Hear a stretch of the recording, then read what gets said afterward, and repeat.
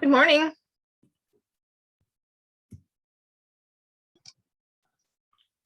Good morning. Is that you, Chris? Ma'am, how are you? Good. I beat you.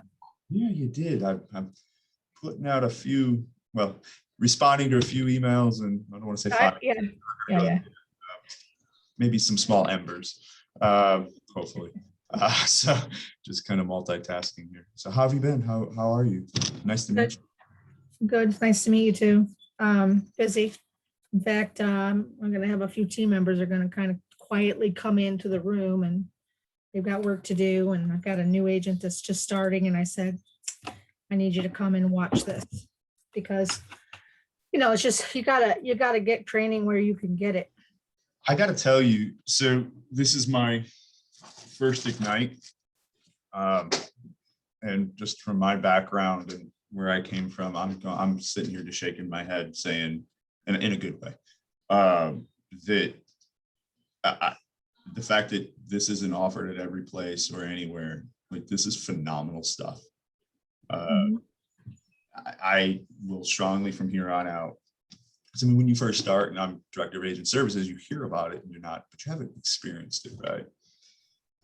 And I'm like, had this been offered to me years ago, good Lord, like, I mean, it's like baptism by fire when sometimes when you get your license and then it's like, most places are like, go do business. Yeah. It's crazy to me. Anyway. I've only been with Keller a little over 2 years, and but I've been in the business for 35.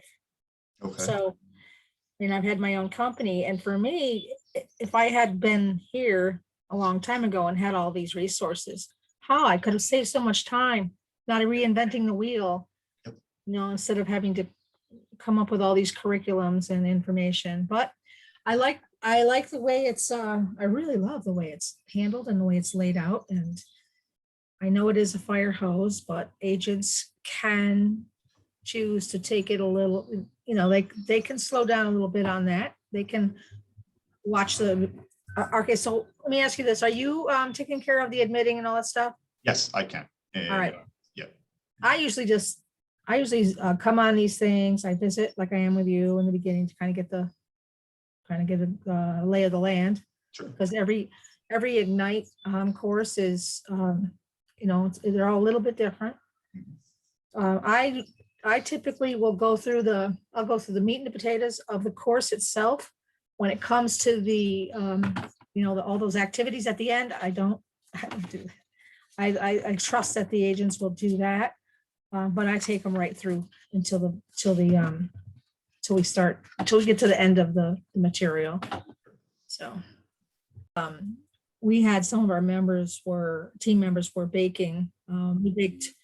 We baked all kinds of things, and then we delivered them to the first responders yesterday, and they loved it. It's like we showed up with this, and we're a small town, so they knew the people that were coming. They were delighted.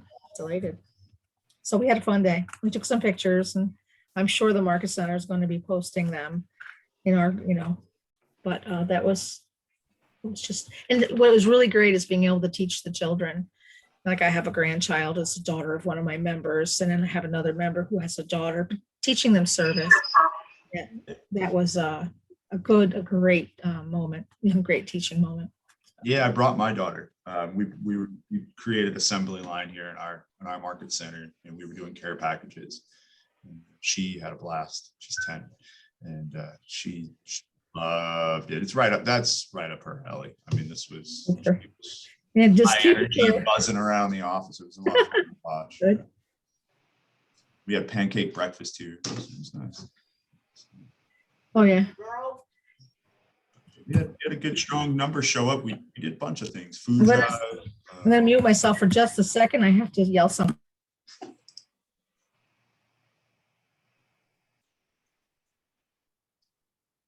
How's everybody doing this morning?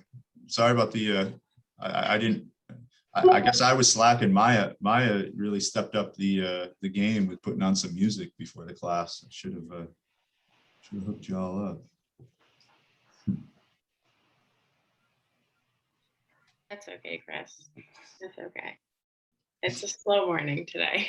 Yeah, that's why we need that. Yeah. So she does that before every sales team meeting. She does it for our career night. She's always pumping some music in before the meetings. So that's good. So when we jumped on the other morning, she was like, I gotta get the music going. I was like, I haven't been doing that. I should have.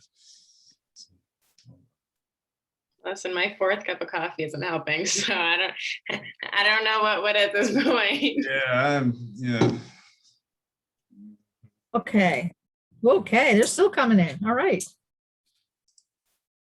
Megan's having a little bit of trouble getting in.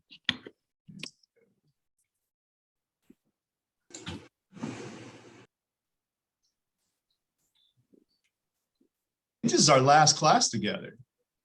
I think it is, isn't it? Monday. Monday. Yeah. The last class, and we have great attendance. That is very impressive. Mondays with our local. Mondays with the locals. So I think this is the last, Yeah. but I'm always an email away or a phone call. So if y'all ever need something, let us know. All the instructors, we're all just an email or a phone call away. So, but when y'all are killing it, just let me know.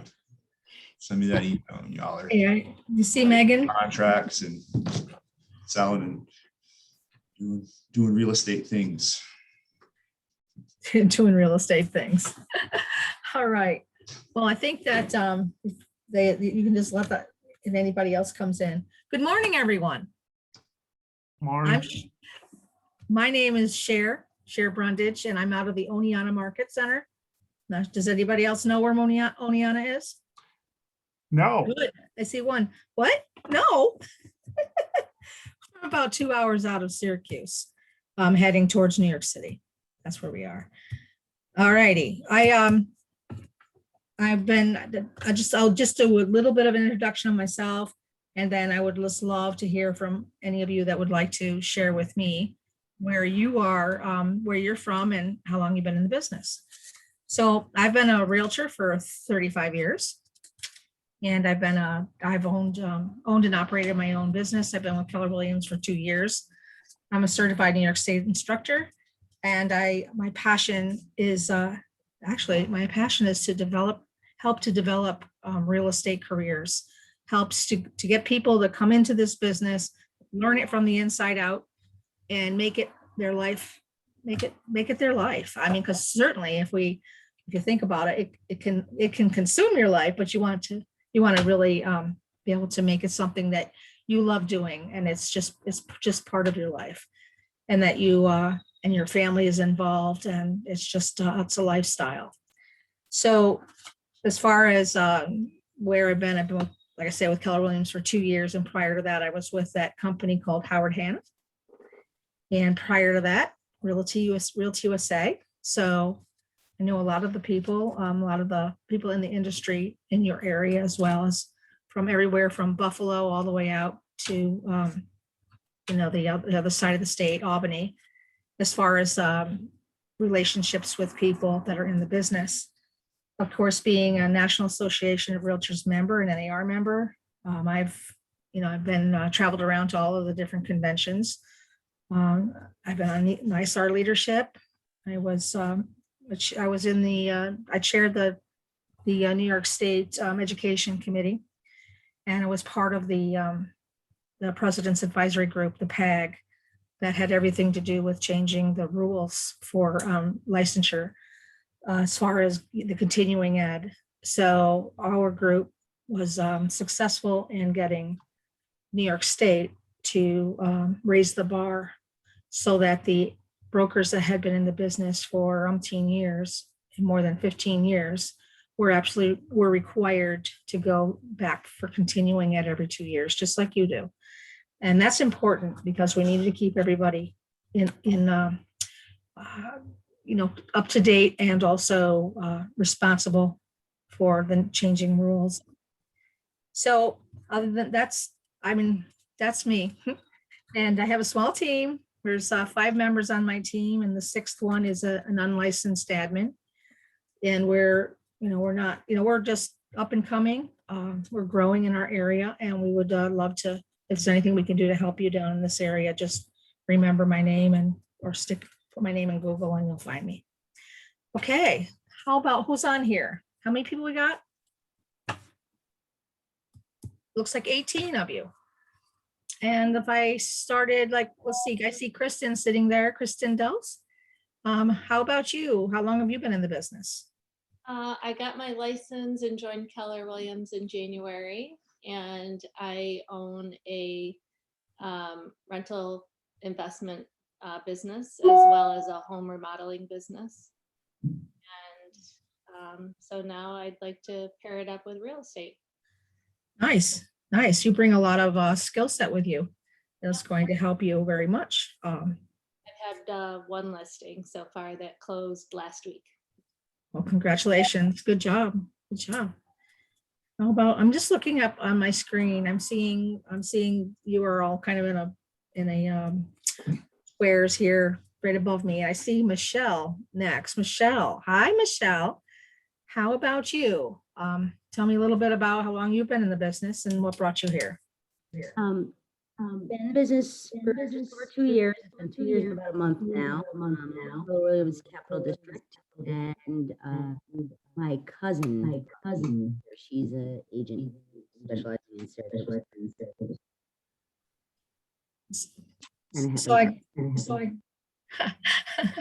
Okay, so you're in the Capital District. And I'm getting echo here. Chris, why is that happening? Yeah, I'm not sure. You're not? No, are you, because I hear the echo. Am I echoing to y'all? Nope. No, when Michelle was talking, I was Yeah, I heard hearing. an echo and then you were echoing, but I think it's corrected itself. Okay, good. Excellent. Okay, well, Michelle, thank you for that input. How about you, Scott? I got my license and have been with Keller Williams since March, end of March. Yeah, I come from the business to business background. I'm in Rochester. Mhm. So, yeah. Good. Good. Well, Right. welcome to the business. Welcome. And how about you, Brandy Taylor? You popped up on my screen. Hi, good morning.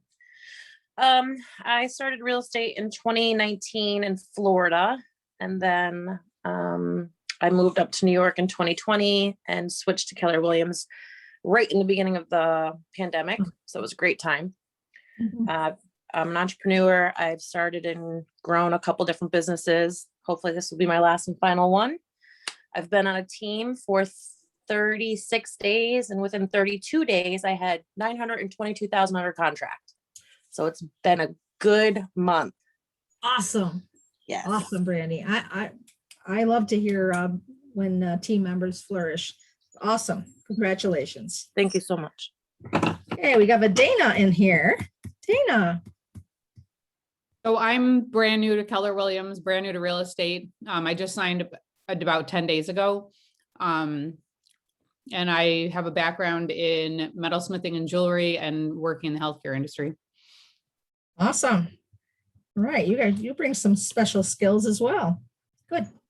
Good. Well, welcome to Keller Williams, and I hope that you continue to stay plugged in and you command. Thank you. All right, Kristen. Let's see. We already talked to you, didn't we? Okay, I'm gonna have to open up my screen so I can see more people at once. All right, Olivia. So, hi guys. So I've been with Keller Williams for 3 weeks now. I got my license about a month ago, so I'm brand new. I am an independent agent. I will forever be an independent agent. My mom and my stepdad are top agents with Keller Williams on Cape Cod in the islands. So I've kind of been seeing what they've been doing the past 8 years or so and decided to jump in myself in New York. Welcome. Well, you got some good role models there then. Awesome. I'll keep them around. And I see a Kimberly. Kimberly? Yeah, I just joined Keller Williams mid-March. And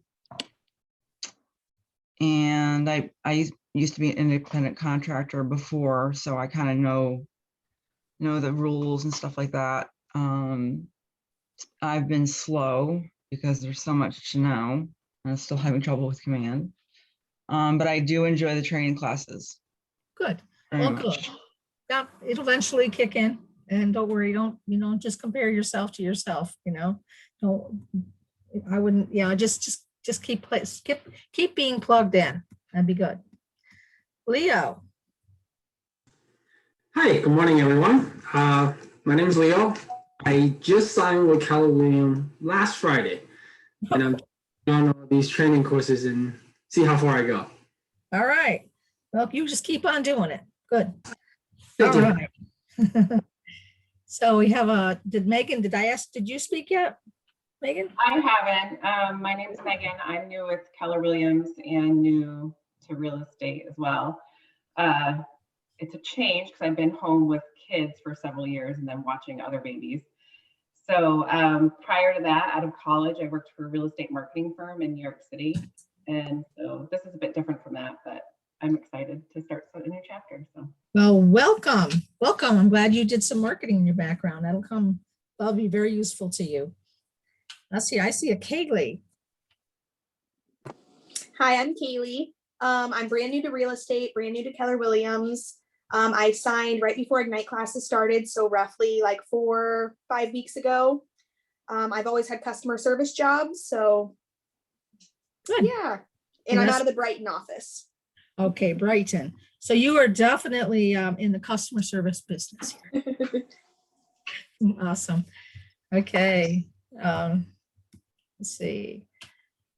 It's becoming a little bit hard. So we're just going to spend a few more minutes, and then I'll give anybody who hasn't spoken who wants to jump in, give them the opportunity to just do it by basically first come, first speak. And then that way we can get back into start getting into our material. But I'll tell you, I really I do appreciate you sharing with me, and I think that it's important that the different people in here kind of get that, they'll get an idea of who's who and where's what, and that way you'll make some connections. I feel like the romper room, I see, you guys don't know what I'm talking about. Amy, is Amy on the group? Amy here? Yes, it's Biden. Biden, thank you. So I joined late, but I'm guessing you want to know who I am and where I'm from and what my background is. Just quickly, how long? Sure, I'm with Keller Williams Capital District. I got licensed during quarantine, lockdown, whatever. So I've been licensed for 9 months, but I started full-time February 1st when I retired from my first career, which was in management. So going to the family reunion and hearing Gary Keller speak about a lot of things like efficiency and cost per transaction, those are concepts that are universal to business. So it's nice to see all those overlays in the real estate, which I think yesterday or the day before someone said, real estate is seen as a casual, and there's really nothing casual about it, right? There's fundamental contract laws and things of that nature. So yeah, it's nice to see a continuity in the concepts. Yeah, I think that that's you mentioned on talking about the different things that are overlay. One thing that I noticed that a lot of new agents who if they don't have this kind of training, they just go to day by day doing whatever comes up, but they don't really they don't keep track of their numbers. They don't know their numbers. They don't know what they're spending. And so their profit just gets, you don't get profit because you spend everything that comes in. So learning the concepts like leading with revenue and just really plugging into the millionaire, Gary Keller's $1 million, you know what I mean? The red book, it's important. Okay, I think I am looking for Brandon. Good morning, everyone. I'm out of the Brighton Rochester, Keller Williams. I signed about 4 weeks ago. brand new to real estate. Just looking to create different opportunities for myself. Currently working, Spectrum, sales representative. So, just looking to create. Good. Excellent. Well, welcome to the business. I see in chat popped up, somebody wanted to know what my name was. It's Cher Brundage, and I'm out of the Oneonta market. Okay, I think I'd like to give this an opportunity right now. Anybody who hasn't spoken that wants to, now's your chance. Okay, we're done with this. I'll speak. Ah, I'm up. okay, good. Oh, good. I just woke up with my baby, so I'll turn my camera on in a little bit. But I am out of Brighton location. I've been on for a little bit over a month, I think probably like 5-6 weeks. And I come from a crazy background. I have customer service, I have nursing. So I'm kind of mixed in, and I decided just to go into real estate as a last second kind of thing and called up Kim and decided to join. So Well, welcome, Audrey. Welcome. Thank you. And congratulations on your little baby. Thank you. Awesome. Anybody else? Laura, hi. I'm in Rochester West office. It's been about a month for me now to join, so it's going well. Before this, I did sales and recruiting, but with COVID, I lost my job, so I felt like it was a perfect opportunity to get my license. Yeah. Good. Well, your skills as recruiting will be awesome growing your profit share tree. Yeah, we hope so. Learn about it. Do it. Okay. Is there anyone else who'd like to share? All right, I'll go. Okay, Elizabeth. I'm in the Capital District office, and I'm in about a year and a half. I have several transactions under my belt. So I'm doing Ignite for the second time. I did it a year ago, and the second time is just so much more meaningful because now once you have some real field experience, it all makes just so much more sense, and so many more questions are answered. And you say, oh, wow, I'm going to try it this way or that way. So they tell you to take it more than once. And I totally agree with that. So yeah, I'm here to absorb more. Good, good. I'm glad to hear that. It is true. When you start taking these classes multiple times, and I, as an instructor, I will very often take classes so that I can watch the instructors and learn from the instructors. And then I will also pick up information from that class. Okay, who have we got here? I see a nice smiling face. Shamar? Shamar, yep, that's me. Shamar, okay. I am in the Brighton office as well. It's been about a month since I got my license. I was previously working for a collection agency collecting on federal student loan debt. And I worked for Coca-Cola also for a year and a half as a merchandiser. So most of my experience is in customer service as well. Right. All right. Well, 1 month. Okay. So did you just out of curiosity, did you attend each of the Ignite sessions so far? I did. Yep. Oh, good for you. Good for all of us. As agents learn their jobs and get better at them, it just is so wonderful to be able to co-broke with someone that knows what they're doing. I mean, it's makes the transaction so much better, really, and goes through a lot better. So thank you. Anybody else? All right then. Okay. Well, I appreciate all of you sharing, and we're going to jump into our business now, into our materials. And I'm going to bring up I believe I'm going to be able to bring up can you see this screen? Hey, Chris? Gotcha. Yep. Okay. All right. Is my screen sharing yet? No. So I need to do that on this end? Yes. Okay, no problem.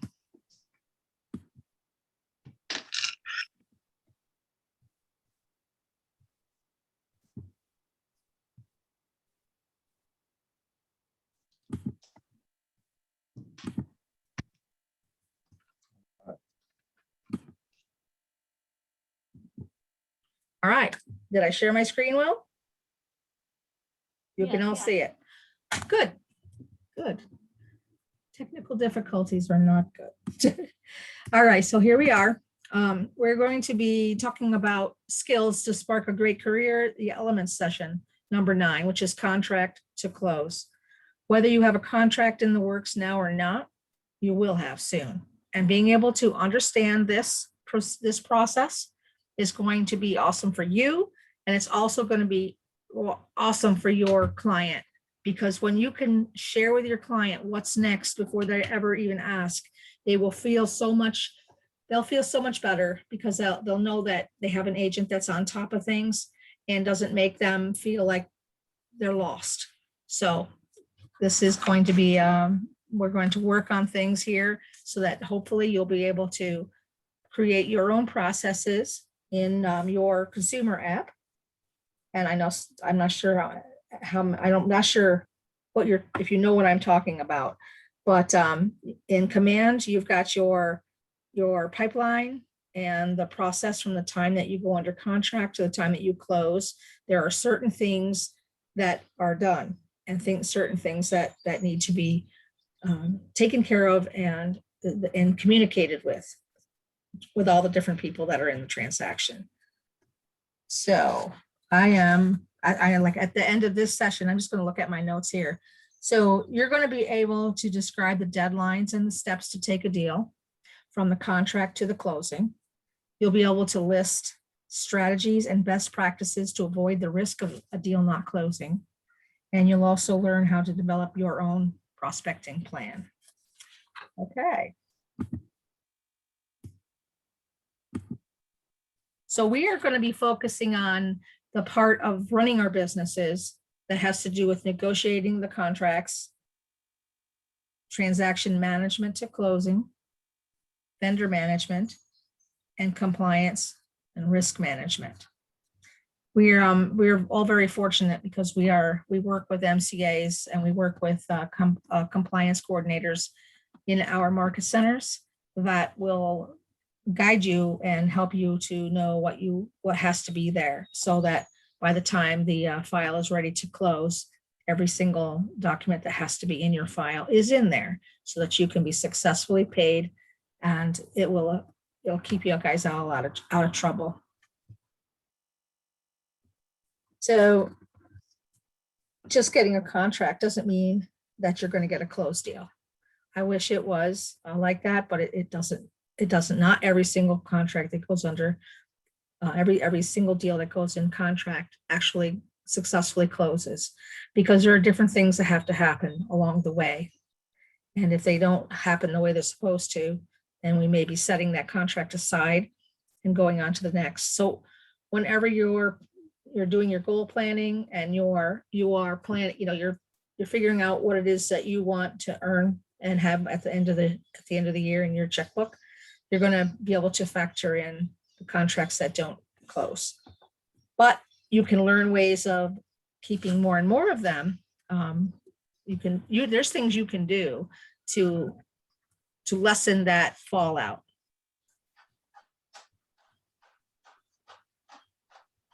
Okay, I would like to know, I know there's some people here that have been in there for a while and have actually had contracts. So is there anybody on here that you could tell us if you've had a deal which did not go all the way to closing? I mean, it failed. Is there anybody on here that had that problem? I have. I had a Okay. radon come back way high, and instead of having a mitigation system put in, my clients who were recovering from cancer, both of them just said, we're not doing it, and they moved on. Yep, that definitely can happen. When radon is discovered, it does not mean that the buyer has to continue on. Some sellers will say, I'll do a mitigation. I'll put one in for you, but the buyer has that option. It's just set the contract aside and move on. And that's something you have no control over. Yep. Who else said something? I had one. It was pretty upsetting, actually. I've been working with a couple of buyers for not too long. It was probably the third house that we looked at, and they absolutely loved it. And unfortunately, this was just before COVID. This was like early March of 2020, early March. And the house was old. It had inspections that came up, had an electrical issue that was like a severe fire hazard. There was asbestos wrapped pipes in the basement that were not visible upon when we did the showing. And there was mold in the attic, which isn't really a big deal. It seems like everything has mold. So, but the the sellers were not willing to do anything. And I ended up running around getting estimates, and it came out to about $20,000. And, I just basically said to the listing agent, my understanding is that now that this has been discovered, and if my buyers don't want this house, like they're saying they don't want it with these things until they're rectified, then you're going to have to disclose that, or they're going to have to get it fixed anyway. So we've got a cash buyer paying almost full price. Why wouldn't you just advise your sellers to fix it? And he said, I'm trying. And the sellers refused to budge.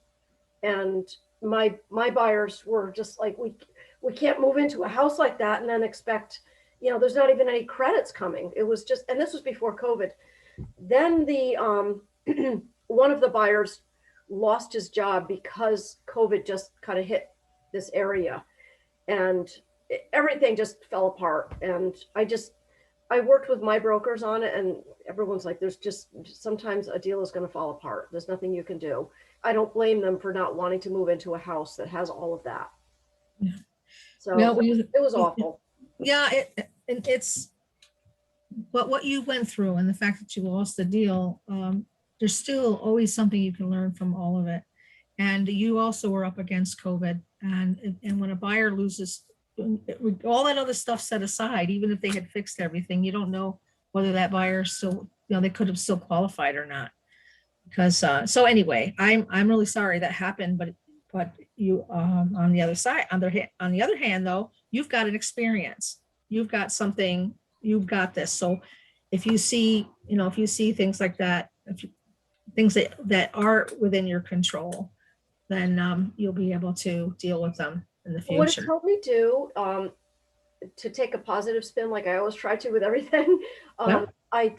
Now I'm like even more cautious and careful about setting expectations for my buyers. Like, look, just stay calm. We need to get through inspections, especially with some of these older houses. Said you just don't know what you're going to get. Be ready, and especially now in this extreme sellers market, be ready to just say you'll take it anyway. We don't know what's going to happen. Just stay calm. And the other good thing that came out of it is I got an absolutely glowing review from one of the buyers, because he said she's obviously not all about pushing money, and this was not a good house for us. So it was like a great review that I think let's trust, like people that would read it would say, oh my God, we can trust her. You know what I mean? So That's right. That was gold. That's absolute gold for you. And I appreciate that you're able to find the good in the worst of, it would be like you're able to find the good in that. And that's great. That is awesome.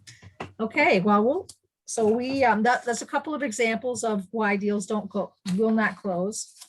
All right, right now we're going to look at build the buyer and the seller timelines, because there is as you can see when you're in command, there's a pipeline for the listings and there's a pipeline for the buyers. So even if you have a listing and you sell it, you still have two pipelines. One is going to be working specifically with the seller, and the other one's going to be working with the buyer. So we're going to actually look over this. We're going to work on building the buyer and seller timelines and talk about the best practices for managing a deal. And then command transaction management, which is, I just touched on that a little bit. And then we're going to recap. So All right, we're going to talk about the buyer timeline first. And I think that's probably where you're all going to have the most, well, I'd love to think you're all going out and getting listings because that's really your pipe, that's your money. That's your best leverage is having listings. But this is a seller's market. So that means we have an abundance of buyers, which means it's very, very likely that you're going to be working with buyers right away. And I think that one thing that Elizabeth said is so crucial. It'll take you a long ways, and that is managing expectations. That's what this is about. And when you start with your buyer consultation, which is extremely important that we know the first time you have any kind of contact, or basically the first time you have contact with a buyer, shouldn't be looking at a house with them. You should have had some kind of a buyer consultation with them, whether you did it through a Zoom call or whether you did it in person. It's either way. On a Zoom call, you're able to do everything that you do except be able to look them directly in the eye, face to face, without a screen between you. So we're going to, we're going to talk about that, and we're going to, like when we look at this timeline, it says execute a contract. So we're diving right in when we actually have shown a property that they want to buy. And we're going to talk about actually executing the contract. And then the next, and then we're going to talk about the next thing, which is them working with a lender. And then once they have their lender and you've got a contract, the next step is the home inspection. And then after the home inspection, on this very simplified buyer timeline, it talks about the home insurance, and then it talks about a home warranty, and then actual closing. If it were this simple, and if there was nothing on that timeline other than these things, that'd be wonderful. But there is a lot on this timeline. So this is something that you probably want to take notes on. All right. So I usually do better right off my cuff, but I want to be able to adhere to some of the guidelines that they have here in my instructions. So every area does closings a different way. So, okay, so I heard people from Rochester out to the capital region. So we're covering the whole upstate New York here. We are lucky that the majority of our property, the majority of our transactions are quite similar, but there are some things that are done just a little bit differently. So you will have to kind of figure that out as you are working with your team leader or your coach or someone within your market center and your trainers. But it says, so together you will build a timeline of every step that needs to be taken between the time a property goes under contract and the time that it closes. And so some of the common milestones are shown. This is what we're seeing here, common milestones. But together you'll add each milestone or deadline in the process. First, you start with a timeline of actions that you need to take as a buyer's agent. So, okay, so have you guys had a chance to actually fill out documents? I would like to know, anybody here, speak up, if you've actually gone into Command and you've been able to create an opportunity. First, I'll ask, has anybody here created an opportunity yet? Yep. All right. And in the opportunity, did you go into DocuSign? Did you create a room? I did. Or Dotloop? Some people are doing Dotloop. Yeah, so I put myself as an opportunity just to kind of mess around with it since I'm still in my first month and kind of know what I'm talking about before I just go out and pretend I know what I'm talking about. And I've been like reading every single form contract and kind of filling it out as I would for if it was an actual transaction. Very good. I think you'll find that some of the MCAs have been setting up packages so that, like, for example, I just did one this morning and it said residential listing agreement. It's a residential listing. So when I opened up that particular packet, it had every form that could possibly need. And I just selected the ones I was going to use. So, and all of the ones that are absolutely required those were, they were definitely in there. So, okay, so we're going to be working with our opportunities. We'll have all of the documents that we need to have signed will be in DocuSign. And you'll be doing quite a few of them electronically. You'll be learning that. Or you may be doing like this morning, the person I'm working with is not a computer person. So when I went into opportunities and I filled out all of the forms that they were going to need to sign, and I printed them all out, I'll be taking them on my clipboard and addressing each and every form with them in person, and they will sign. When I get done with that, it's going to come back to my office, and it's going to be scanned and uploaded into the room. So they're there. That's what you do in a case like that. So we have our, when we execute a contract, you got to make sure that all of the papers are there that need to be there when you're executing a contract for a purchase.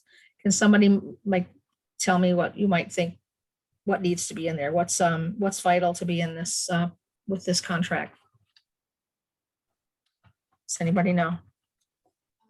But I'll just give you a hint, some disclosures. What kind of disclosures do we need to have in our contract? COVID. Disclosure, Agency. Lead. fair housing. Fair housing. What about COVID? We have to have COVID. And I said COVID, Oh. not loud enough apparently. Oh, no, I think two of you spoke at the same time. Oh, All right. So those, I heard three things that always come to mind first, and that's your COVID, your fair housing, and your agency disclosure. Awesome. So, okay, so the next thing we need to have when we're executing a contract is the purchase offer, right?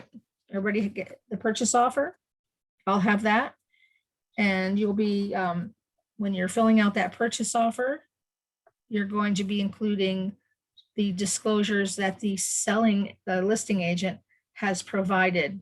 When the listing was done, there were a lot of different disclosures that were put together that were statements from the seller to the buyer. One of them is a property condition disclosure, right? You guys all have that in your area? Yes.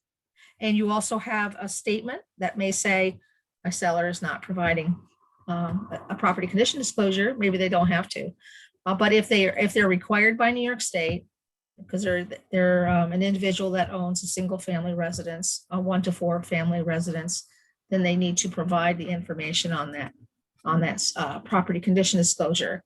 If they choose not to, then what they're choosing is to be basically fined $500. They have to give a $500 credit to the buyer at the closing, and oftentimes that $500 helps to offset the home inspection that they're going to do anyway. Any questions on that? So, okay, so you've got your contract has been signed. You've got all of the disclosures that the seller has provided. You have your buyers sign them. And then you have the disclosures that you have between you and your buyer. They've been signed. All right, now what else do you think may need to go with that contract? EMD. Yes, the earnest money deposit, right? they have to have a, what am I thinking of? The inspection report in there, does that have to be in there? It's not going to be in the beginning. What's going to be on your contract is going to be the buyer is going to initial in the proper places that says that they are going to get a home Oh, inspection. that's right. Yeah, the property is, okay, yeah, I forgot about that line. That's fine. That's fine. So what else would you want to bring? What else would you want to have with that contract? To help Pre-approval you? letter. Pre-qual Say it letter. again? Pre-approval letter. That's right. That's right. What if what if there's someone who is going to be, they have their lender give them a pre-approval letter that is less than what they're going to be offering, but they're going to be taking money out of their Proof their of funds. Right. So sometimes you'll have a pre-qual or it's usually a pre-qualification. Pre-approvals are better. Does anyone know the difference between them? I don't expect you guys to know. Approval actually Underwriting occur processes. after the mortgage. once the mortgage comes, the pre-approval comes later. Yes, and then there are some people that actually make an application with a bank and they have underwriting look at it, and when it comes out with an actual pre-approval. So that's like that's a one-upping. That's a better position to be in than a pre-qualification.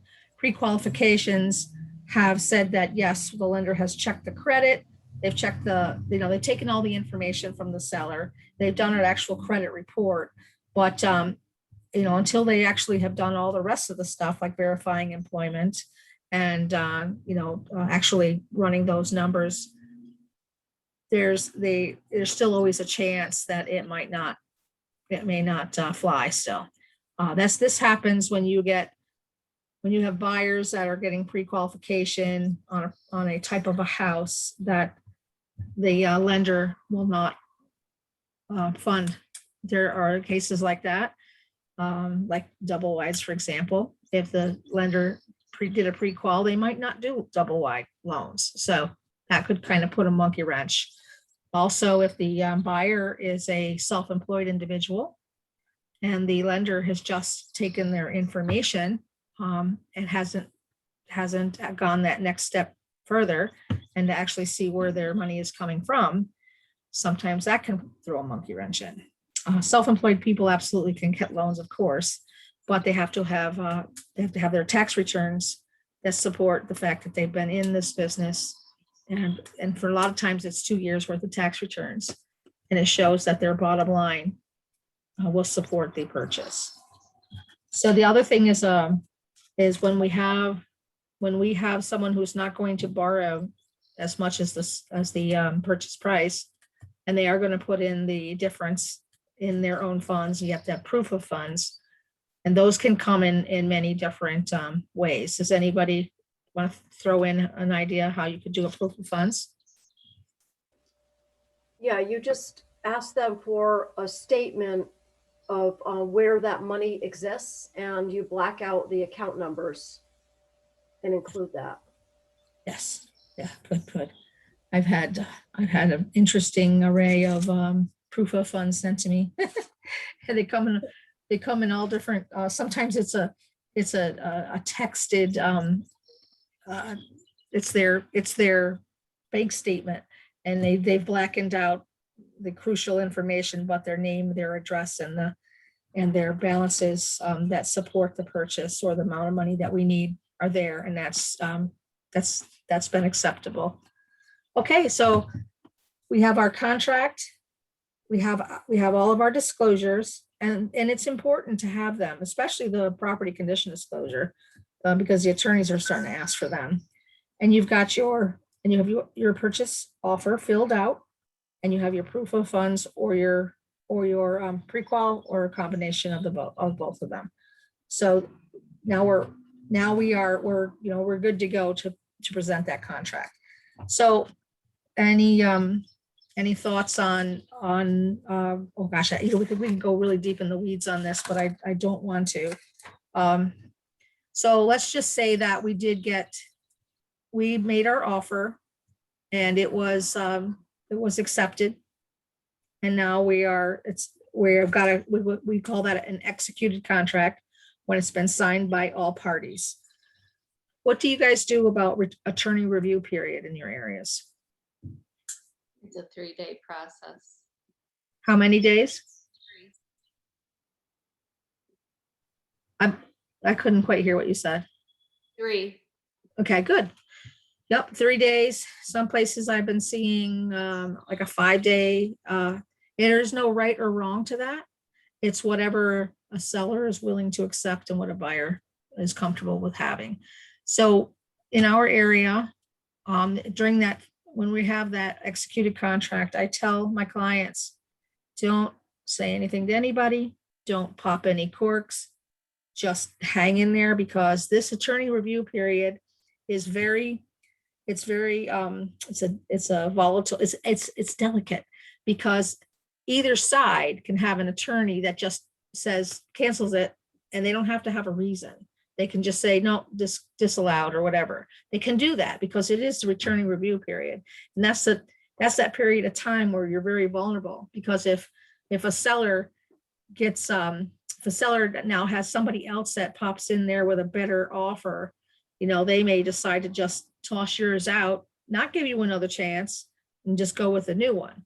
So you're at the mercy of the seller, and but you have control in the fact that if you are counseling your buyers correctly and you've given them a good analysis, like it's actually like a CMA. It's a market analysis of the property that they are offering on. And if they can come to the table with, and especially during this hot market, if they can come to the table with a number that if for some reason they don't get it, that they don't feel like, oh, I could have done more. You know, that you really need to come with your best foot forward and all your documentation together, so that you have a better chance of making it through the attorney review without having somebody out you or knocking you off. So then there's, and then on the other side too, there's the buyer. If the buyer feels like they just got like, I can't say, it's cold feet. If a buyer had buyer's remorse and they decided that they just changed their mind, they can also have their attorney just cancel it for no reason. Just, that's it. They just cancel it. So do you understand what I'm saying about managing expectations when it comes to this? I can't see any heads, so somebody say something. Yes, ma'am. Okay, and any questions regarding this? Nope. Oh, all right. Yes, I've got a question. Oh, okay. What do you say? So what is the script for what you say to them after you give everything to the lawyer? I mean, how can you tell them don't get too excited? I mean, that would be kind of a downer. So how would you word that? All right. Well, I am talking at this point in time. I'm talking to them. The buyers have trust. They trust you. They trust you. And you just, when you're explaining it, you know, you can't tell them what to offer on something. All you can do is give them the facts regarding what the market, how strong the market is. And you can give them, you know, third-party stories about, you know, people that have made offers and they haven't gotten them. I mean, there's a lot of frustration that's being built up today. Lots of frustrations with agents. Agents are starting to turn very cutthroat. I've never seen it before in all my years. In my market that I worked in, we're very, very cooperative. We have relationships across the different companies. So it's never been this way, but that's because we've never had a market where things only last like 24 hours on the market and then they're snapped up. We've never had that. We've had the luxury of at least 6 months, 9 months has been typical. Now it's not. It's like that. So you have to manage the expectations of your buyer. And if you're talking to your buyer about this possibility, if you talk to them right in the beginning, the first time you talk to them when you have a buyer consult and you're letting them know what's going on right now. I mean, maybe there's someone that shouldn't even get in the game at this point. I know it sounds bad, but if there are buyers that you need to know that your buyer is on board, your buyer is prepared to work in today's market.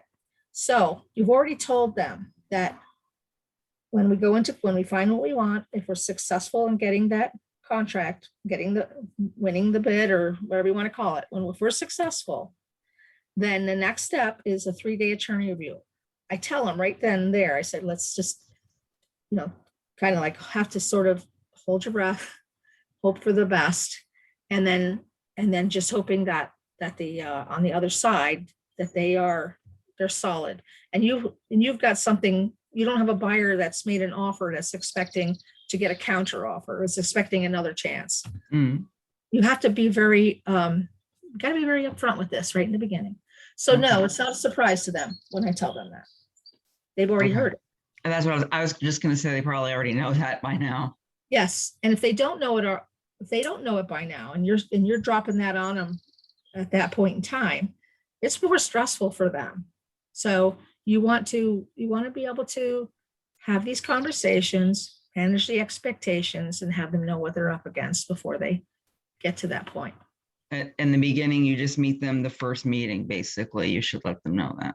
It should just be part of your consultation. Okay. Because if you're working with buyers that don't have that, there's enough buyers out there. You don't have to be stuck with somebody who, you can love on them, you can nurture them, you can continue to feed them information. Command makes that very simple for you. You can, until the market climate gets to a point where they're more comfortable. You'll have somebody else, and you can only work with, like, literally, how many people can you work with at one time a day? So understanding that is going to help you go a long ways in your business. I have found that Thank you. by setting the expectations early and just explaining these things are going to happen and just be really super calm about it, but factual, and just keep telling them, I am going to guide you through this. And then either way, no matter what happens, you're still the hero at the end of the day, because if it goes badly, you've let them know, you've prepared them for it. And if it goes really well, you look like a hero too. So I think I found that to be just setting those expectations, not to be a Debbie Downer at all, but to say, here's, very factual. Here, the grass is green. Yeah, that's right. That's right. Okay, so next, all right, let's just say we went through the attorney review, and I find in today's market, it's usually the seller's attorney that gives us any trouble if there's going to be any. But once we are through that, because if it's a 3-day, then when the end of 3 days, if no one has raised their hand with any issue, we're moving forward. So your seller, you're not your seller, but your client's contract and all the pertinent addenda that's with it, all the papers with it, they should be in the hands of your the attorney that's going to represent your buyer. Since we're talking about buyers here, the buyer's attorney, they should have all those documents there. And it's really, really, really important. I found another frustration with attorneys is that they don't always know who's representing the other side. And I had a particularly interesting conversation with the attorney I had the listing, so it's my seller. Well, the buyer's attorney called me direct, which is not the usual way things are going, because he said, I don't have the information I need. I figured I'll just go to you directly because I need to know who's representing your client.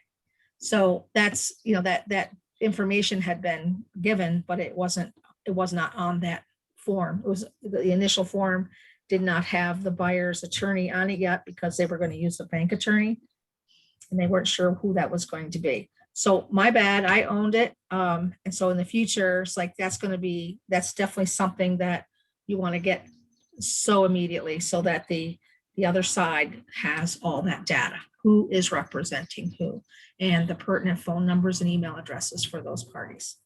If you're doing a mortgage of any kind, you have to make sure that you fill in the information that the lender is going to need, which is the broker's license number, the agent's license number on both sides.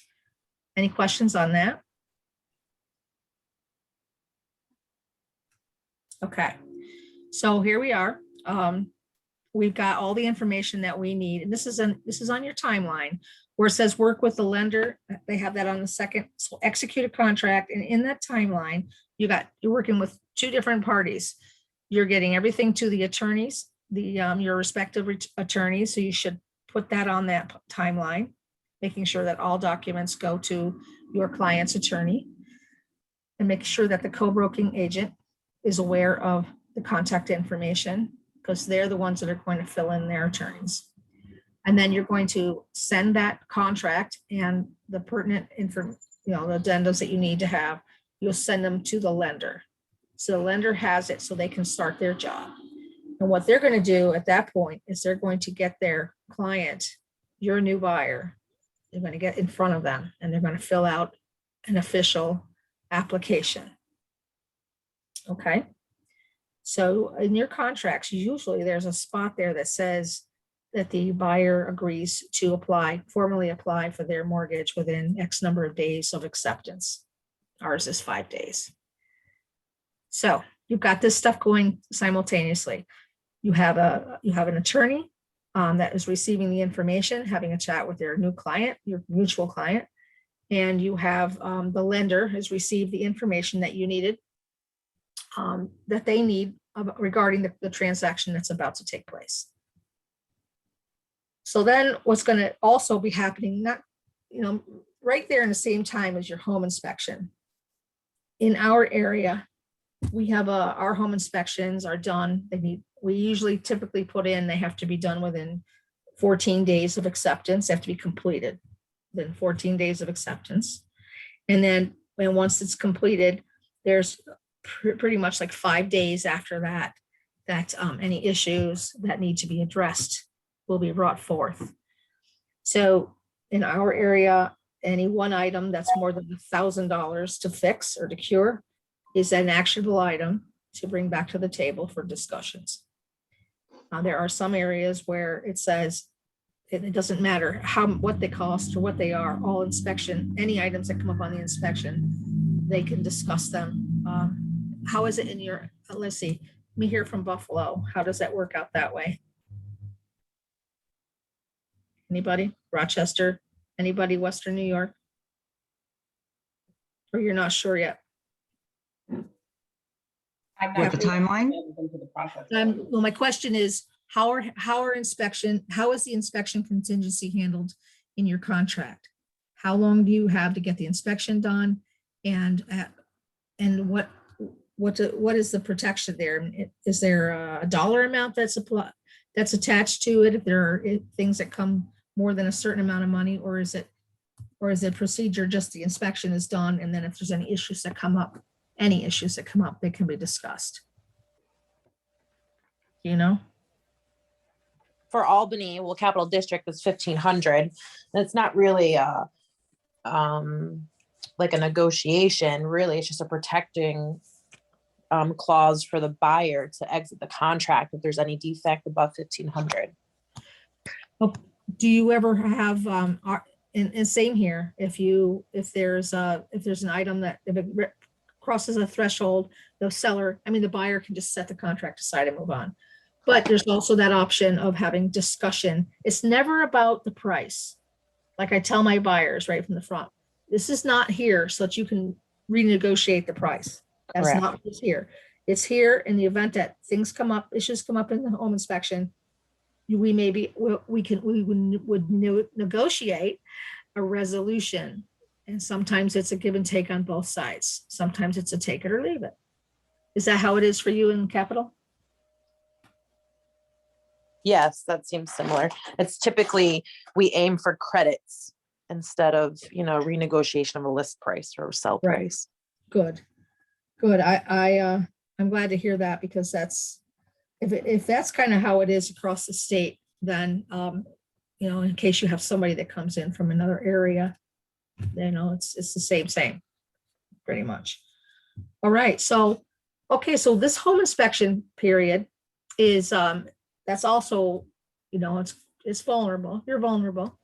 The timeline on basically on ours is basically within 21 days. You're either in it or out of it.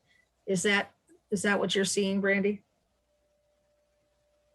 Our dates are flexible. We usually just talk to our buyer and our seller. Attorney approvals I've seen lasting up to 5, 6, 7 days. I don't know if it's because it's spring and people are going on vacation or what, but it's typically 3 to 5 days for attorney approval and then 2 weeks for an inspection-ish. Okay. So if the inspection is done in 2 weeks, and then there are issues say it was done on the 14th day, do they have any additional time to bring forth any issues? Yeah, I believe it's 2 days. I'd have to actually look at one that I currently have written, but I think it's 2 days. Well, yeah, and you're right. These dates are they're flexible. In fact, our contracts in our area, the contracts are pretty much, fill in the blanks. The real contracts are not binders. They're contracts, but they were written by attorneys with the blanks filled in for the real estate agents to fill them in. So you're going to want to be able to fill in the dates that are going to make sense, and be reasonably, reasonably accomplished. Because, if something isn't, if you say that you're going to get a mortgage contingency and it's going to be good for, like, you have to have it done in 15 days or 20 days, that's not going to happen. So you're going to have the numbers in there that are reasonable. So very good. And that reminds me too, to back up just a tiny little bit on working with your lender, making sure you fill in your contract the anticipated mortgage commitment date, which is usually time is of the essence. Whatever date you have to have your mortgage commitment by is something that it either has to be in, because if it's not in by that date, or if it hasn't been asked, if you haven't asked and been successful with getting an extension, it's considered that you're moving forward.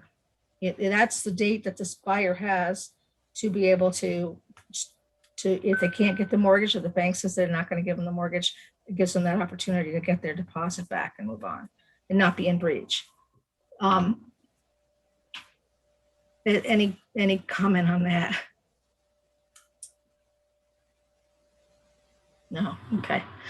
So that's in your contract. So our case, we have our home inspection and we've gone through the home inspection period. Once we know that everything's been taken care of, it's reasonable that we've dropped that home inspection contingency. The next one that usually pops up in the actual time frame is your mortgage contingency.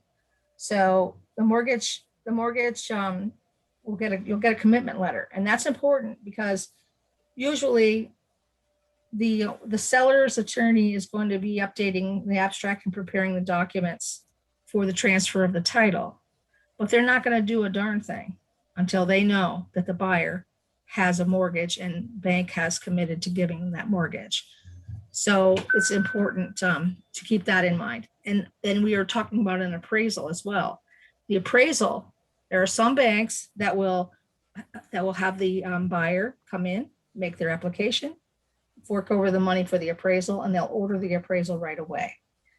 There are some banks that say, you know what, let's get the inspections done first. Let's find out whether we're going to be buying this or not before you spend the money on an appraisal. So if that's the case, then right after the inspections are done, the appraisal will get ordered. The buyer will pay for it, and the appraiser will then contact the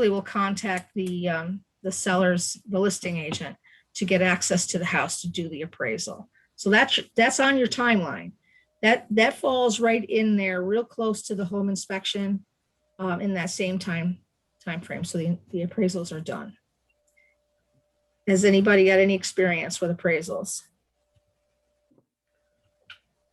Yes, we always wait until after the mortgage has been accepted. It's like a process. It comes much later. Okay, so that sounds to me like some of our local banks where the appraisal isn't actually done until they've already gone through everything with the buyer. They've verified all of the buyer's assets, their employment. They've looked at their bank return, their bank statements.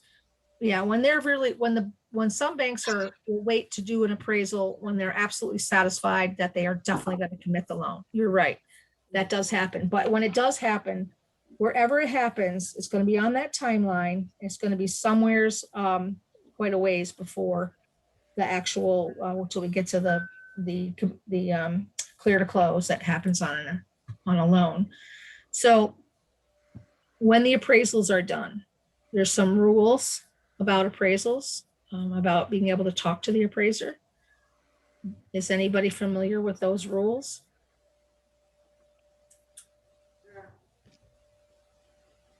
I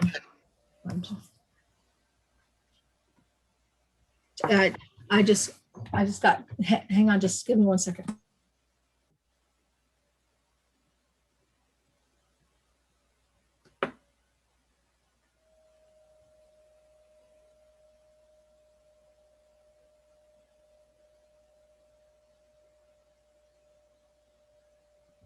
Okay, so there's a time, as far as appraisers go, we are allowed to speak to an appraiser before they've come up with a valuation.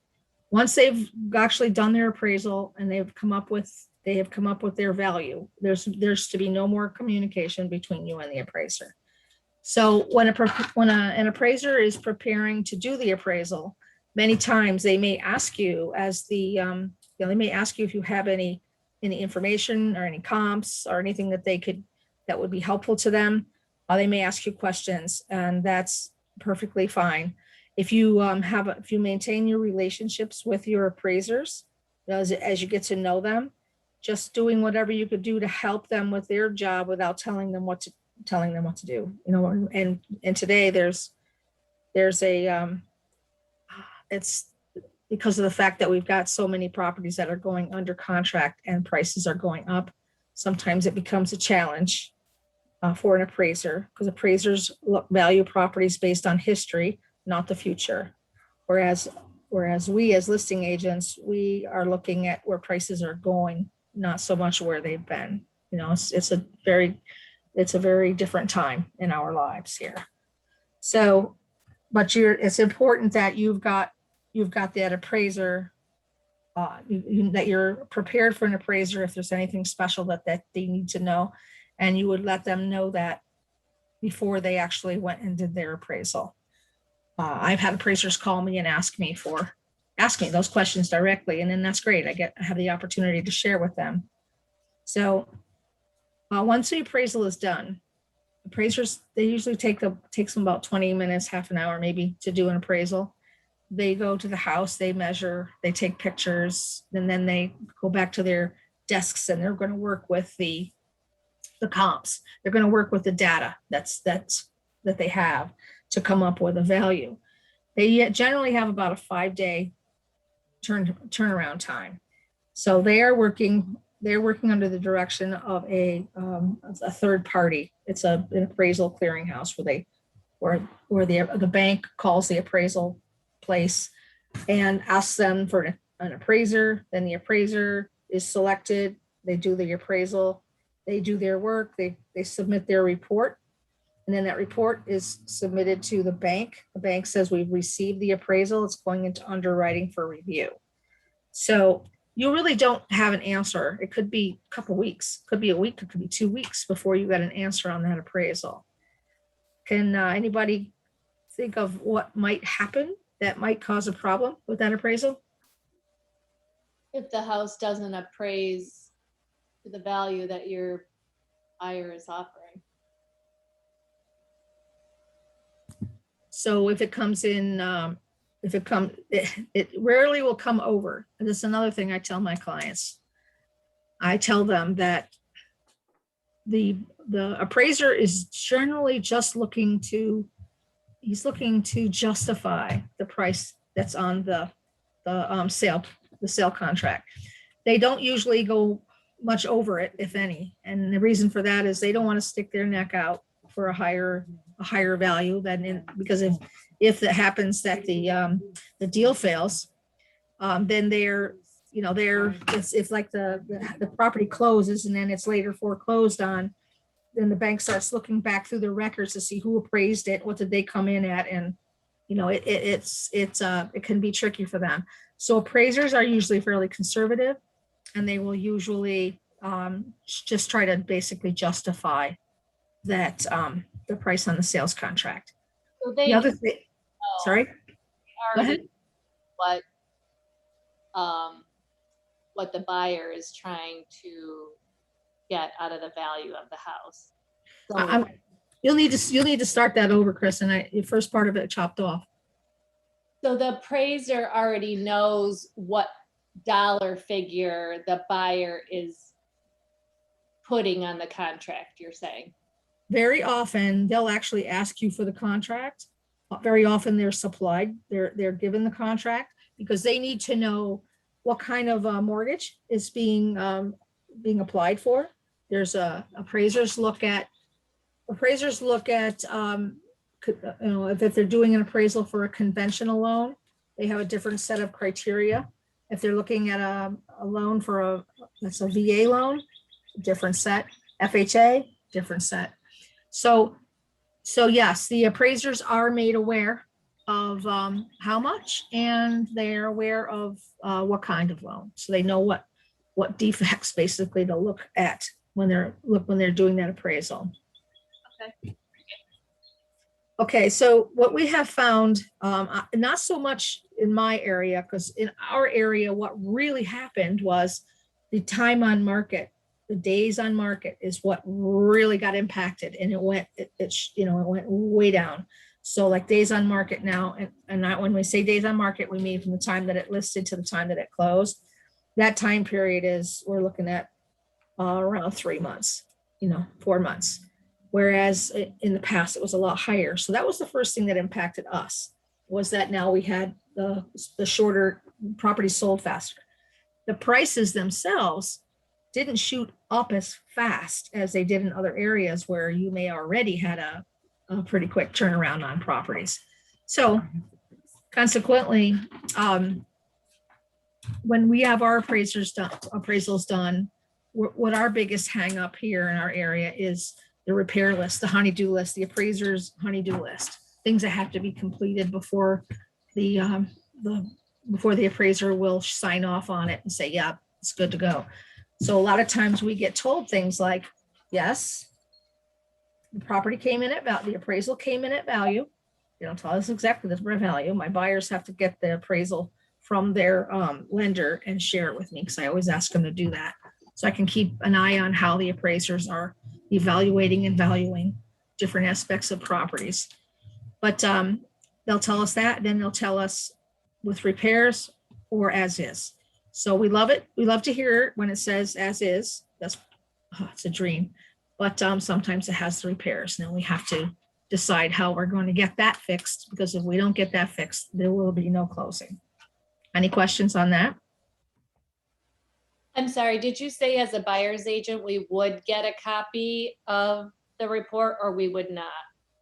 It's never sent to us directly. You have to get it from your buyer, your client. If your client chooses to share their appraisal with you, and I have made it a practice over the years to have my buyers share it with me. I explain to them, I'm not going to do anything with this other than look it over and see how the appraisers were looking at things and what kinds of adjustments they were giving. I do it to help improve my ability to do a market analysis, to do a CMA for like a future listing, or CMA for a buyer who's buying something. By knowing how appraisers are looking at it and what kinds of values that they're putting on things, it helps me to really zero in on what I can expect an appraiser to do or say when they get there. So that's just something that's a note to put that note somewhere, that if you have the opportunity, take a look at those appraisals if you can get your client to give it to you. Okay. So any other questions on appraisal? Okay. So what I had asked before was the challenge. If an appraisal comes in short, which it may in some of your hotter areas, if it comes in short, the buyer should have been tuned in back in the day when you first were talking to them about buying a house and doing a buyer consultation, that if it comes in short, they may need to make up the difference out of their pocket. They may have to have extra funds to pay the difference. Somebody might say, well, why would a buyer pay more than a property is worth? Well, because they want the property and they know that they're going to be moving into it for the long run. They're not buying it for a quick flip. They were buying it as an investment that they were going to rent out and possibly sell in the next year or two. Then no, it's not a good idea. But if it's something that they're buying to live in, something that they're going to they anticipate owning for the next 5-10 years, then they might want to take that into consideration and maybe be ready to pony up the difference. The thing about our market is that, I don't know that it's ever going to go down. We know what it is today. We know where it's going today from what we can see. So that's the only thing you have to work with. The other thing too is you might be able to negotiate with the seller's attorney, with the listing agent. You might be able to negotiate a reduction in the price because of the appraisal. Sometimes sellers don't want to go through all this again with somebody else. And they know that if they can just give a little here, they can get this thing done and they can move on to whatever it is that they're going to. So that is definitely a possibility. So remember that when we are actually in that process of the appraisal, that is a time when you may have to go back in and renegotiate. So when we were talking before about the home inspection, we had to go in and renegotiate. We're not really negotiating the price. We're negotiating the contract itself and how can we get it to the next step. So when you're working with the appraiser, the appraisal comes in low, we have to talk about it. You know, somebody's got to do something. The seller has to come down or the buyer has to come up or they got to meet in the middle. Something has to happen. And if it doesn't, then we don't get a mortgage and we don't have a sale. So this is where you want to be prepared. And that's, you know, because the chances of getting an appraiser to rethink their appraisal, I mean, there are ways to contest appraisals. That's another whole course. And it's not very you're not often successful in that respect, but just understand that. Okay. All right. So we've been at this for about an hour, talking nonstop. I think I'd like to just take a few minutes break at this point and then come back and pick up where we left off. Is that good with everybody? Yes. Yeah. All right. All right. So I would like to see you back here in 10, let's see, it's at 10:30. 10:30, okay? I'll be Okay. back on. Okay.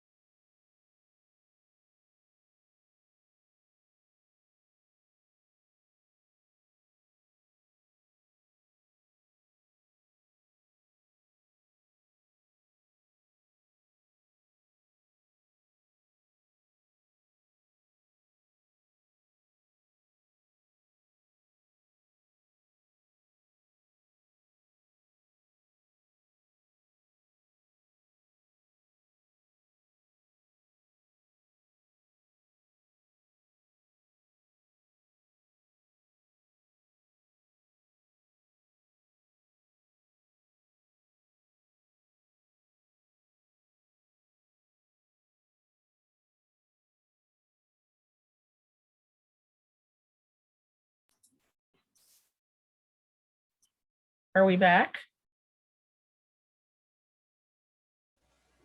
Sorry about that. Got pulled away. We're all back? We got 19 of us.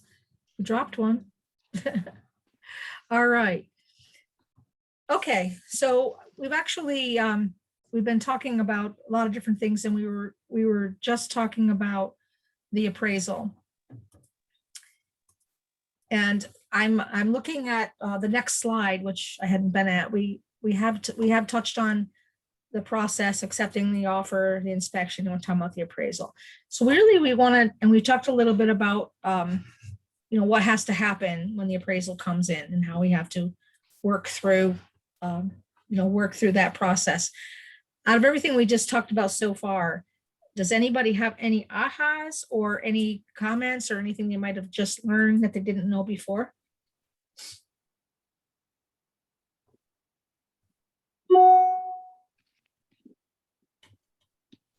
Anybody?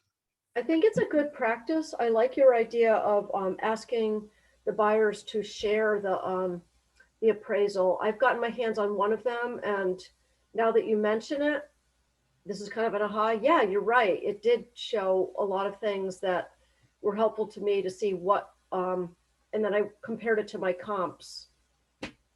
And I was actually able to talk with that particular appraiser, and I actually handed him some comps. I said, look, I don't know. I'm just trying to be helpful. I don't know. I'm sure you have plenty of your own, but I wanted to give you the ones that I found. And just to be, just to come from a place of contribution. And I appreciated it. He was really happy about it. He said, oh no, this is great. Are you kidding? I mean, instead of coming off like, here, I'm going to give you some comps just in case you don't know what you're doing. Right. Yeah. You gotta be careful about that. Like the way you say it, I think. So, but I also, it makes me think about the relationships. It's relationships are gold. It's very well that the relationships that you have with people that invite them to do business with you and list with you or buy a house with you, those are invaluable. But you have to go another step further when you think about your relationships. And that is with everybody else in your multiple listing service, all of the agents that are working not only in your own market center, but also with the other companies, because there's a pretty good chance that someday you're going to be talking to them. You're going to be on the other side of the table with them, and knowing that you have a great relationship with them, it makes them want to work with you. And so if you're going to be coming in with an offer on their listing, if they know you and they're aware of the way you do business, and if you're doing business the way that they want to be, if you've got a good track record on that, then that's a warm and fuzzy, and they're definitely going to look forward to doing business with you.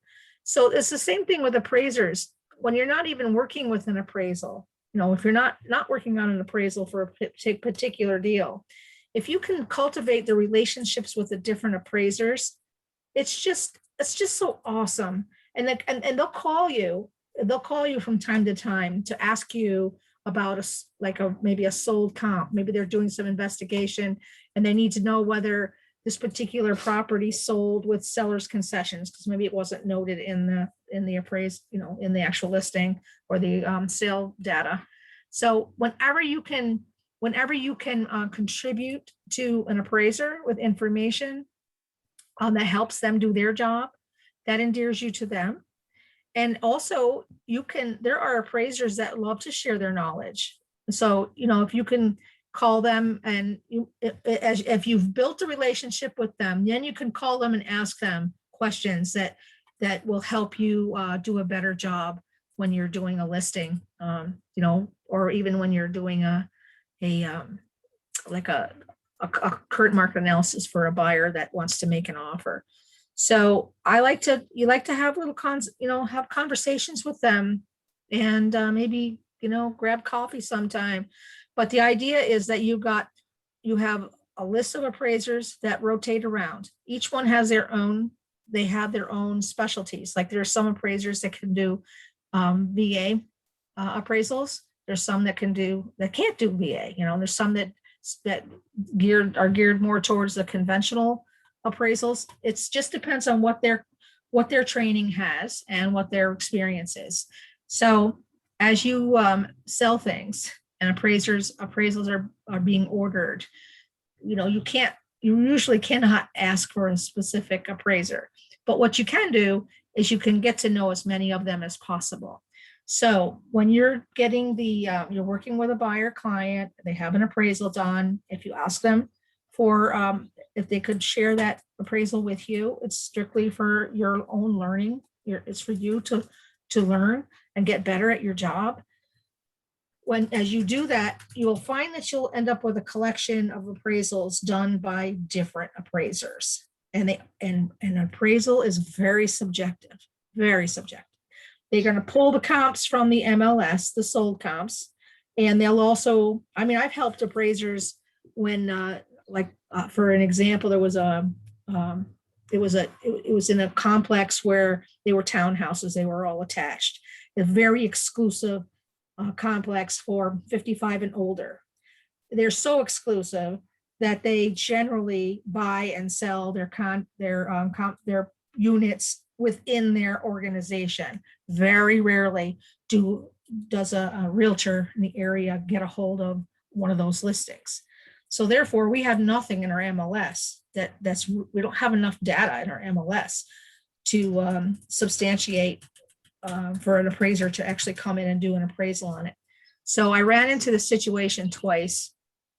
And interesting enough, it's the same unit. I had sold it back in, I don't know, I'll pick a date, 2017. And I helped that appraiser get through it so that he could get a good appraisal on it. I'm not manipulating him, just pointing him to and giving him data that I had gotten from public records that showed the sales that were being reported, that were being conducted by the actual group there that was selling it, the homeowners association there, or whoever it is, that it was a homeowners association, that they were doing their own sales. So able to do that. And then when it recycled 3 years later, that seller relocated just at the beginning of COVID, relocated down into Georgia, and called me and asked me to please sell it for him. So I was able to I had the pleasure of being able to work with this client twice. And again, it's the relationships with the appraisers that really help, because they know you're not trying to tell them what to do or tell them how to do their job.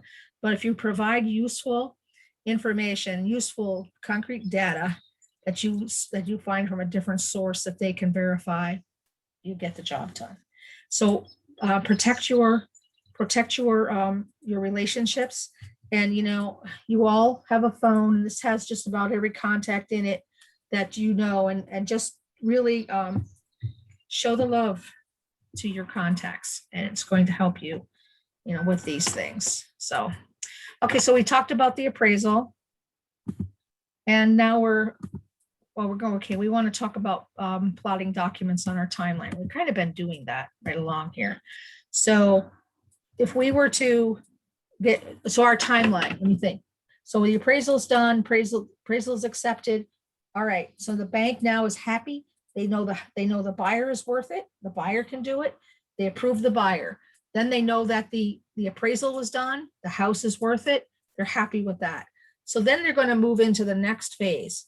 Does anybody have any idea what that might be? Guesses? It's the title. So now we have to know whether the property that's being purchased, if it has a clean title, a clear title. So before that title starts to get researched and proven that it's good and solid and marketable, before that work gets done, which is initially done by the seller's attorney, the seller's attorney has to know that the bank has cleared the other two parts. They've cleared the buyer and they've cleared the property, the physical property. So now they're going to go into they're going to do a title search. in our area, abstracts are what we use. And that's a physical collection of the history, the chain of the title of that property that goes back at least 40 years or more. So this physical collection of papers, the seller has it. They should have it. And if they don't have it, it's going to be expensive for them to replace it.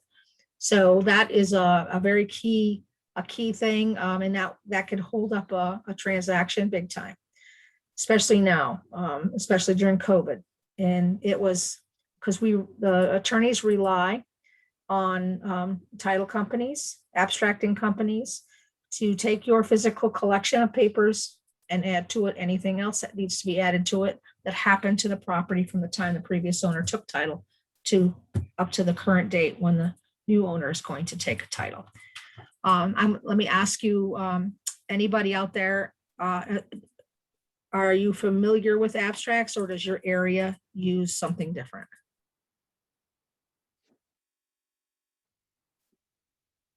How about you, Elizabeth? Elizabeth, you're muted. I can't see. Yeah, sorry. Yeah, the attorneys handle the title and all of that, and the abstracts. So we usually wait for that. It just seems like after the appraisal's done, there's this long period of like, all right, now we have to just hurry up and wait for it all to come together. And I usually ask the attorneys, like, has the title been cleared and, ordered and cleared, and they tell me. So that doesn't really take too long.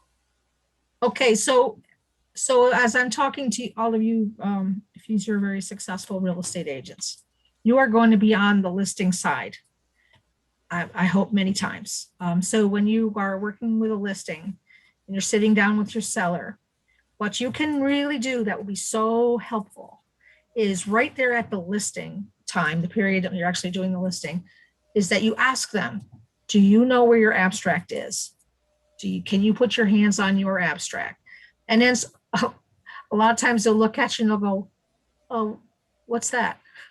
What's that?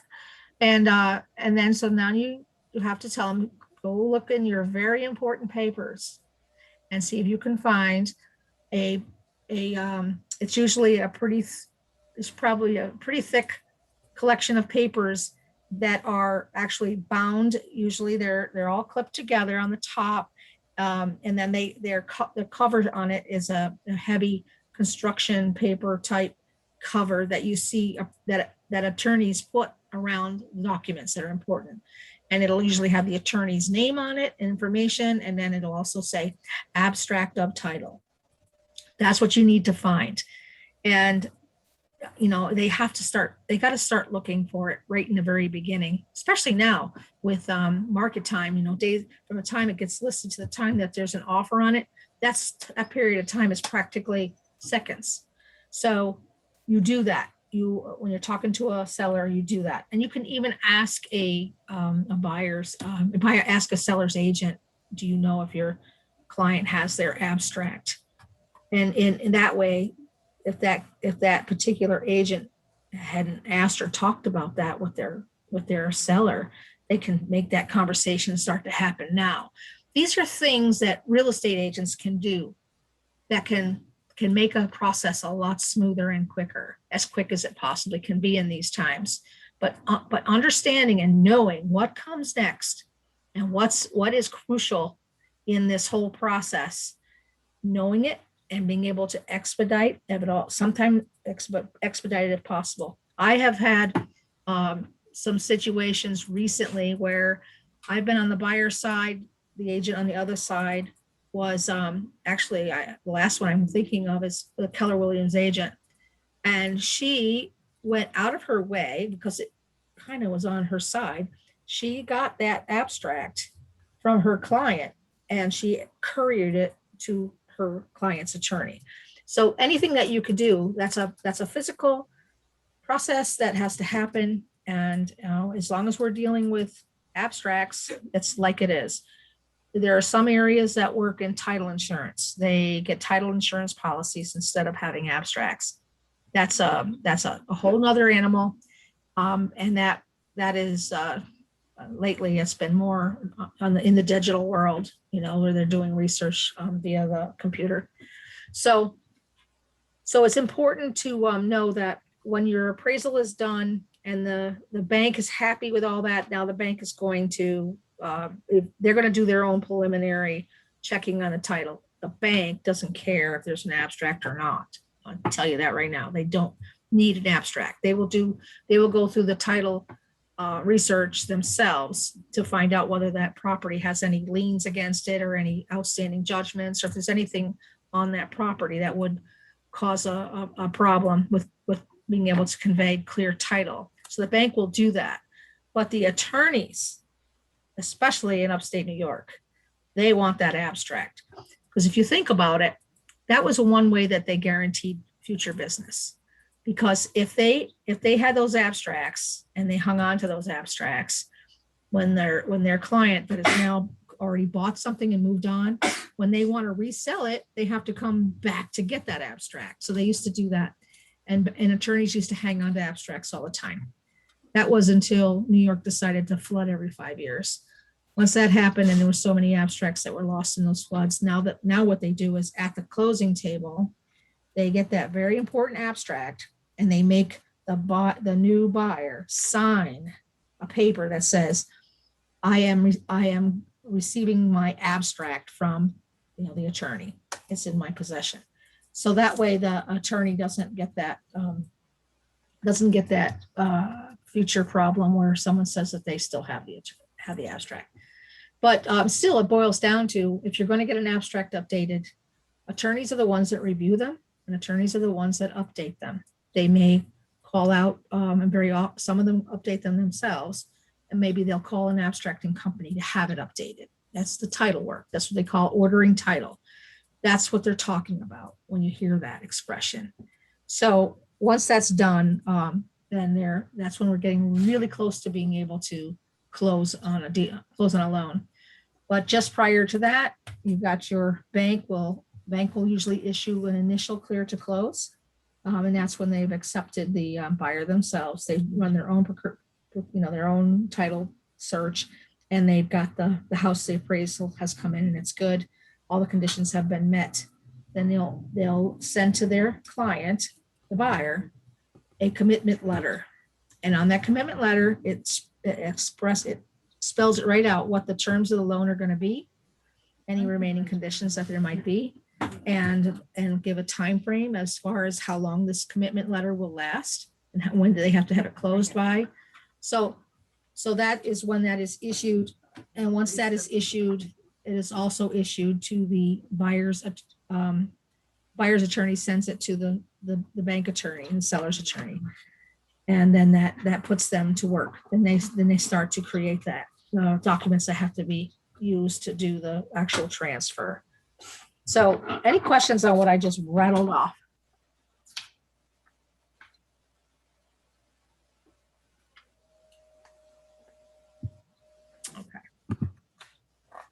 Okay, so we're going to talk a little bit about best practices and risk avoidance. So we're looking at the timeline. Let's see. Where would you say, where is the deal at risk of falling apart? Can anybody like give me some ideas of what you think it might be? Inspections. Inspection. Okay. Let's talk about inspections first. How do you think, as a buyer's agent, how do you think you might be able to lessen the likelihood that a buyer would just walk? Finding an inspector who's not too hardcore about his job. I have a friend who uses a certain inspector because he doesn't get into the weeds. He does the required stuff, but if it's little stuff, he won't even mention it. You've got a good point there, Kimberly. I think that we as agents, again, the relationships, you don't want to, you can't steer an inspector. I mean, they're going to do their job, but you're going to find out which inspectors do their job and which inspectors are looking for future jobs. Used to be back in the day, they were contractors as well. And they would find stuff that they could be hired to fix. That's illegal. But at one time it wasn't, when it was the wild, wild west in the beginning. So what you're going to learn is you've got inspectors there. You have inspectors that are no tech. You've got inspectors that are they're tech, and then there's some that are high tech. So you got those three different types. You got inspectors that are real people friendly, some that do a lot of talking and want to impress upon their customer how important they are and how much they know and how much they've got. They just really get in. They get like you were saying, in the weeds. But they'll spend that's just not. They'll spend too much time on things and make that honey-do list huge. So there's two things you can do. Well, there's lots more than two, but two things that come to my mind is that when I'm doing the contract itself, and I'm saying that, and you absolutely should get in a home inspection, and you have this many days to do it. I want you to understand that the purpose of the home inspection is to find, if there's something major there that, that something that you have to know ahead of time what might be coming up. If there's something major that's wrong with it, you want to know that. But also understand that the inspector is going to be looking at that house from top to bottom, and they're going to be very thorough, and they're going to give you a honey-do list without a doubt. And this is a honey-do list that you have for the future, so that you have it when you bought that house. You know what things you might want to look at doing to improve or repair, in what order, what priority they should have. But it is not something. It'd be great if you could get an inspector that'll come in that could just give it a stamp of approval and make everything great, great. But we're here in New York. We're in the Northwest or the Northeast, and we're in an area where housing inventory is old. So these houses have been around a while. So there's bound to be something. So just understand that go into it understanding that just because you get told a lot of different things, they're going to be there for you. And unless it's something major, it's just, you just move on, So anyway, I try to manage the expectation of my buyer to understand what the inspection is all about. Next thing I want to do is I want to give them a list of inspectors. And these are inspectors that I know, that other agents have used or recommended, that my clients have used and really liked. So you're going to have the inspector. There are different calibers, and some of them they're super tech. They've got the radon monitor that they leave there, and they can give them instant readouts, and they've got all these different. They have different qualifications, different designations that are typical to their trade. And then you've got some that are basically pretty much old school, but they do use technology to deliver your report. And then you've got the inspector that comes in with his clipboard, and he does everything. He hand does everything. He's not the one that comes in with the iPad. He's the one that comes in with the clipboard and that. So you may want that inspector to work with. Maybe you've got a senior buyer that's not tech savvy, or there's a big bunch of buyers that fall in that. I think it's basically Gen X, where they really aren't about technology. They didn't grow up on it, and they don't rely on it every day. They have other kinds of jobs where they're not in front of a computer. So you may want to suggest an inspector, or at least have one of those inspectors on that list that they could just self-discover. So, and don't get somebody who just graduated from home inspecting school. They're going to be the ones that are really overzealous and want to give a whole bunch of Some inspections take 3 hours, some take 5. It's like crazy.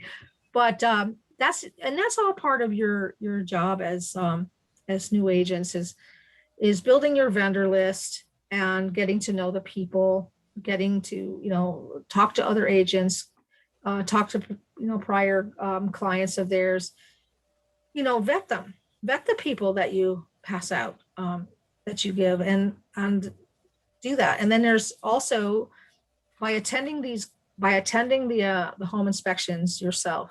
I think that, there's a time in your career, especially in the beginning, you should attend all of them. You should attend them if at all possible, so that you can learn. So you get to learn this particular inspector and how they do their job, the things, they'll teach you a lot of things. And then that way, what to anticipate that you can share with it. Like say you got your first time home buyer that's never bought a house and they don't know what they're doing. This is all new. It's all new territory for them. So to be able to, match up the right inspectors with the personality and with the, the expectations of the buyer, it's all wonderful, wonderful stuff. So that's about risk avoidance, right?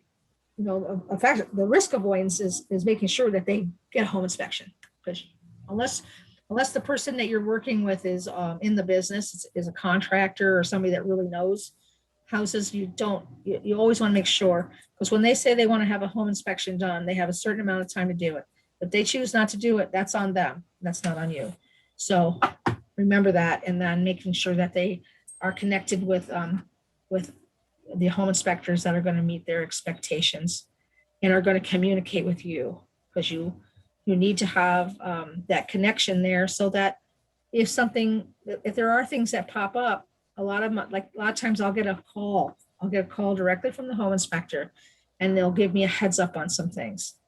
And that way, you can already start the job of talking with the other agent, letting them know what kind of flags will maybe coming down the pike. And you can start working on the plan on how you can resolve these. My most recent one is, it's been raining like crazy. The ground is so saturated. And the inspection was done, about a month ago. It was inspected for another client, a different agent, and the septic test was done, and it passed. When my inspector went in there and they did it, there was so much water, so much saturation that the dye came to the surface in the leach field. So that's a problem. So, we are now in the process of trying to figure out how are we going to best resolve this, so that we can continue to move forward. So these are things that we didn't see it coming. We didn't expect any problem with it, but here it is. So we've got to work through that. So we know inspections, they do, we have a risk of them falling apart. What other risks do you see, other parts of the transaction where there might be something that make it fall apart? Lender approval, appraisal too low, title issues. Okay, let's talk about lender approval. I'm glad you brought that up. That's really important. Do you know, and maybe you don't, maybe you don't know, but I'll tell you what you need to know.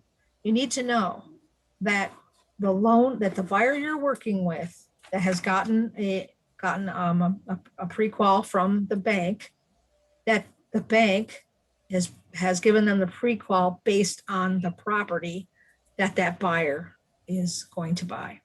For example, say you had a buyer that's going to buy they've been pre-approved, they've been pre-approved for $75,000 or pre-qual for $75,000. So now they're shopping for $75,000 properties. $75,000 properties are very often foreclosures. And they have some inherent problems. So the appraiser is going to go in there, and the appraiser is going to look at it, and the appraiser is going to say, this would be great, but it needs to have a working heating system. or this would be great, but the plumbing, the plumbing has to work and the hot water heater has to work. So these are things that are commonly problems in a foreclosure, because sometimes someone lost their house and they didn't take care of that. It didn't get winterized, or there's lots of things like that. So bottom line is that if you've got somebody that's been pre-qualified for a house, for a mortgage, understanding what kind of a mortgage were they pre-qualified for. So if it's something that's going to be a rehab loan, they have to have been pre-qualified for the amount of money that it's going to actually take between the price that they're going to acquire the property at, the repairs that are going to be necessary according to an appraiser, and do those two things added together, does the property appraise for that amount of money? And does the buyer have do they have this credit score that they need for that? Do they have the assets that they need to be able to be able to put in, because I'm certainly going to have some more money out of their pockets for this sort of thing. So do you see what I'm trying to say? So, okay, so I think I might have lost some people.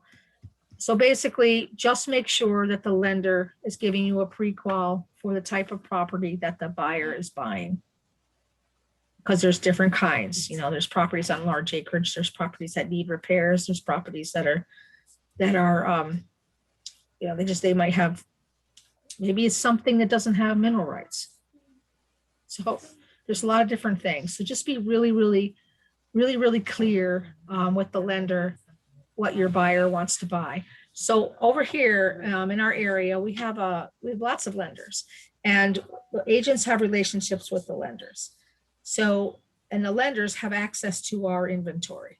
They can see that they have MLS, they have access to the MLS data. So if the lender knows what it is that the buyer is going to bid on, they can look at it. They can see whether they're actually giving them proper information. And one big one that came up recently was the property they wanted to buy they were pre-qualified. They didn't know they were going to go into contract for a double wide. They didn't know that. They were expecting to just buy a stick built. Well, the house that they found that they could afford, that they negotiated for successfully, was a double wide. And as soon as they made their application with the lender said, "Very sorry, but we don't do double wides. You'll need to find a different lender." That puts a big monkey wrench in your transaction. You understand? So that is definitely that you can avoid that risk if you are very clear about the type of property that you're showing a particular buyer that's been pre-qualified. Any questions?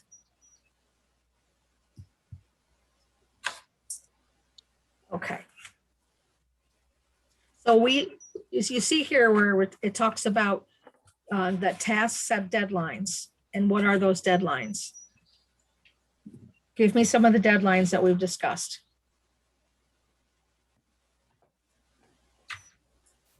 Mortgage approval, inspections. Yep. Attorney review.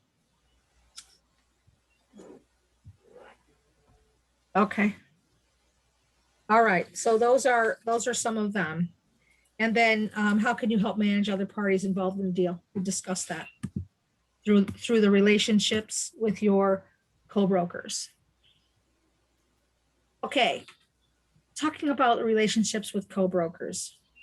Remember, you're responsible for one side of that transaction, and the co-broker is responsible for the other side. Protocol has it that you may talk directly to those professionals that are engaged by your client. So if you're working with a buyer, it's the buyer's attorney. You certainly can call the buyer's attorney. You certainly can get updates. And you also want to go both ways on that.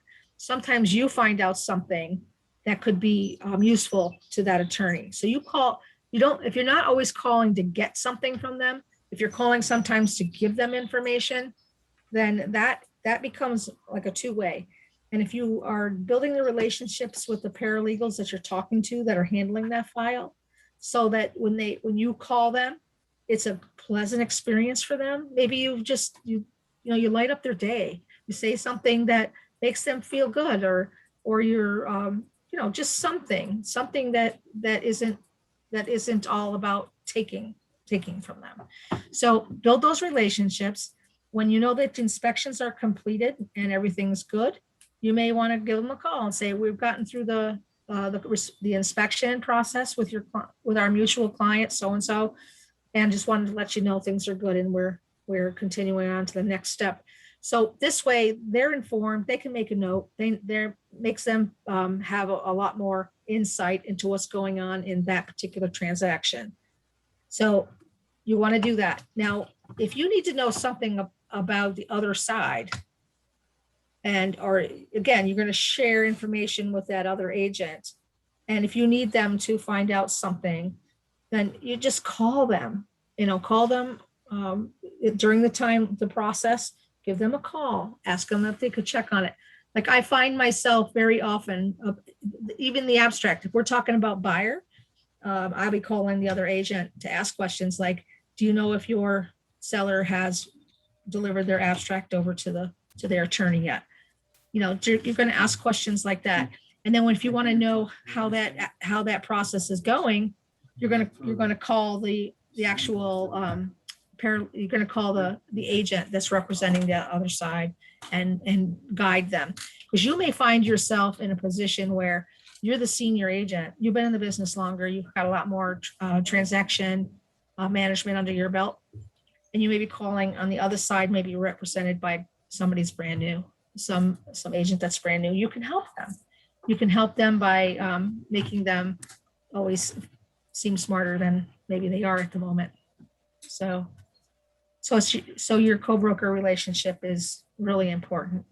And then when a deal closes, I think sending a card or something to the other agent, thanking them for their hard work and just looking forward to the next deal we can do together. So that is something that you should keep in mind. How are you guys doing with your relationships with other brokers, other agents? Does anybody have anything on that? I tried putting a team together and it fell apart real quick because some of them work 12 hours a day and only Sunday through Friday kind of thing, and everybody's schedule was just so different. It just kind of fell apart. What kind of team were you looking? Who were you trying to put on a team? More like a study team, because like a few weeks ago we were all really confused about some stuff, and then we thought if we could get together and talk to each other about stuff that maybe I understood something that another person didn't, and vice versa, so we could get through the training easier. Well, don't give up on that kind of stuff. People will, I think that's a great idea. I think it's a good thing to do. Just to know that everybody has their preferred method of communication, and to be able to, create some kind of system where you may be sending the same message out in different channels, and who knows, I mean, being able to, even if somebody made a Facebook page or something, not like I just made a private group, something like that you could do, but don't give up. Many times, we'll have at the market centers, we'll have scheduled something and you end up with a couple people there, and maybe one person showed up, and it's a shame, but you got it. Everybody has different schedules and it's tough sometimes, but just keep at it. All right. So ways to wow your clients to get repeat business and referrals, using the KW app. You guys, I don't know if you all have or not, but if you haven't, get the KW app on your phone. The KW app, not talking about the Kelly app, I'm talking about the KW one, the one that's white.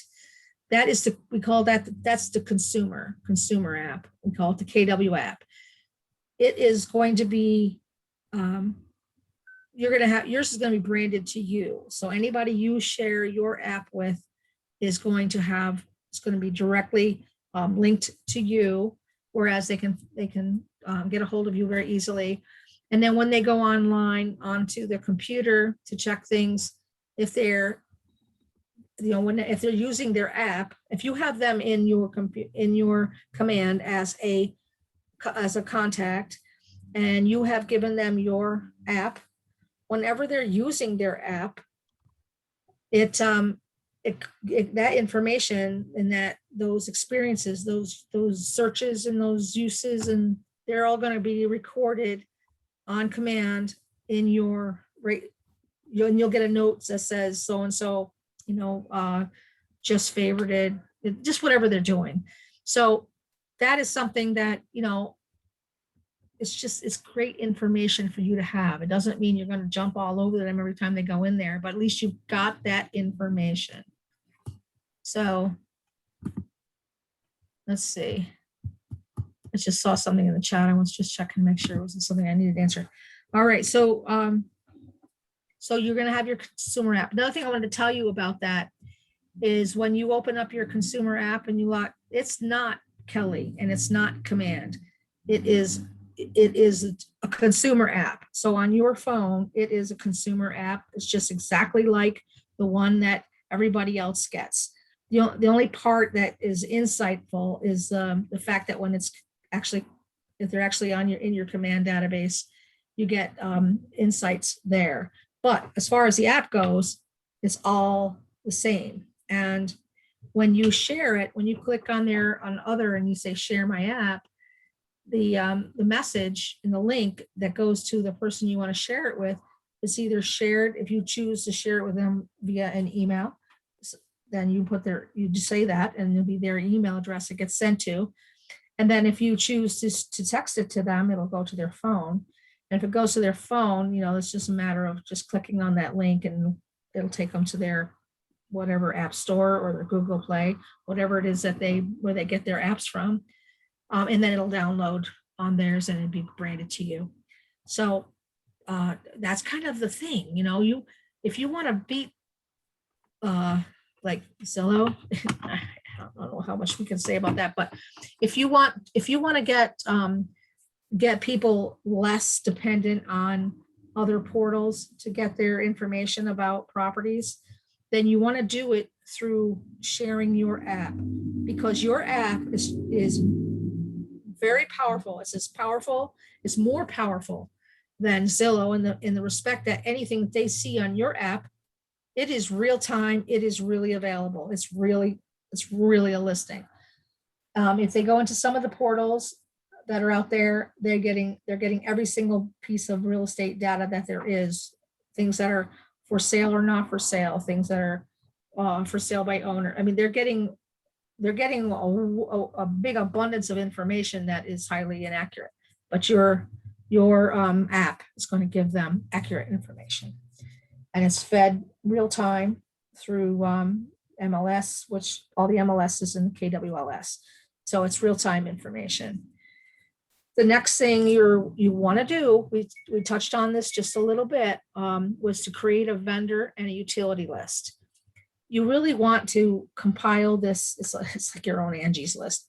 You want to compile this list, and you want to compile it with vetted people that you may have gotten referrals from other agents. Like, who do you use for inspectors? You may have done your own Google research. You might have just went on Facebook. I mean, however you can do it, get good, absolutely great home inspectors to put on your list. You want to put attorneys on your list, insurance people on your list. This is a list that is extremely important. As a matter of fact, you may want to have handymen on there. You may want to have cleaning companies. You might you can think of all the different categories that you can put on this list. Then you may segment your list so that if you just wanted to send out like home inspector information, you could just send that part and not this 52-page thing.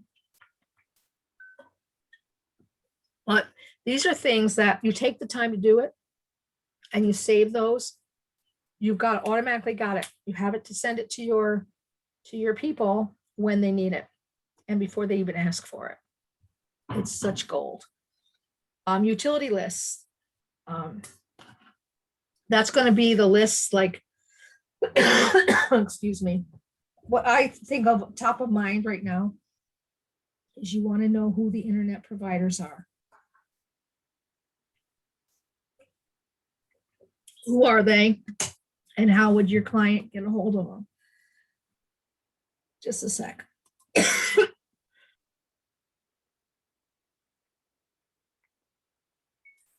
Get so excited sometimes. So you get your internet providers, your TV people, your electric companies.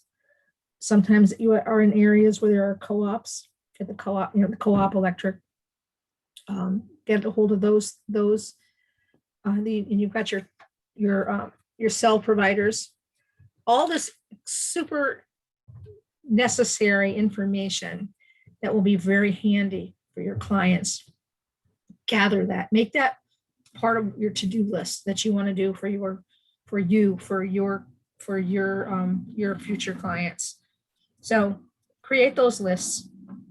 They'll be great time savers for you, because if you don't, then you're going to be, every time somebody needs this information, you're going to be reinventing that whole wheel. You're going to be going back to searching around. And you also want to make sure that you update that list over time. Okay, and then another one thing they add here is planning a closing gift. Plan your closing gifts. Clients need to be appreciated.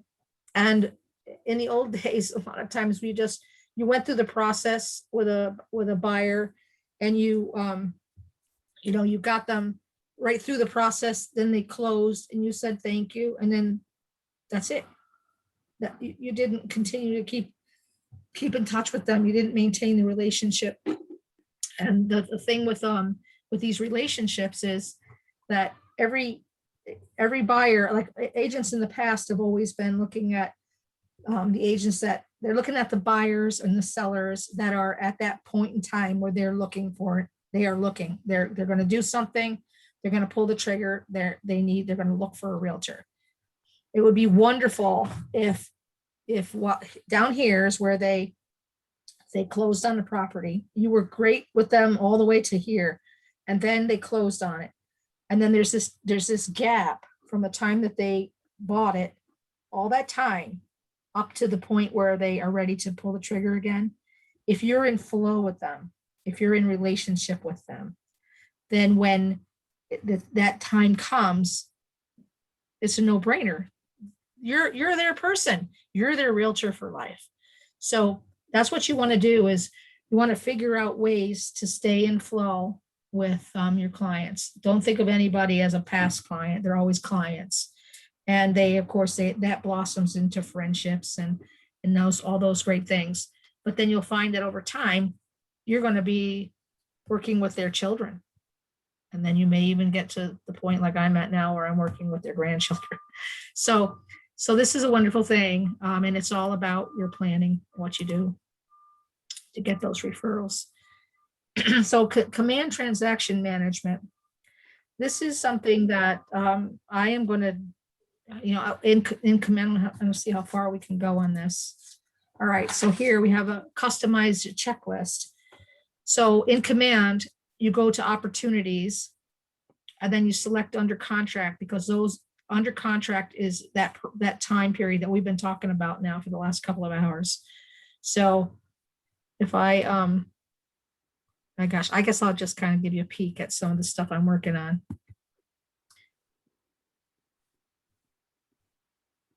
Let's see.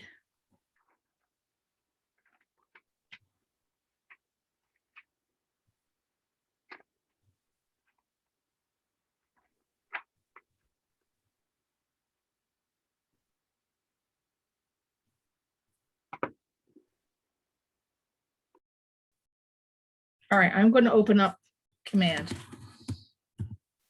Oops. It's already opened a few times on here.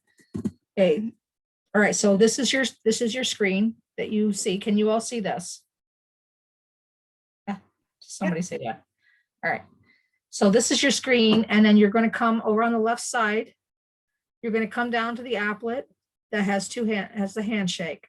That's the applet. That's the part of the program that takes care of your opportunities.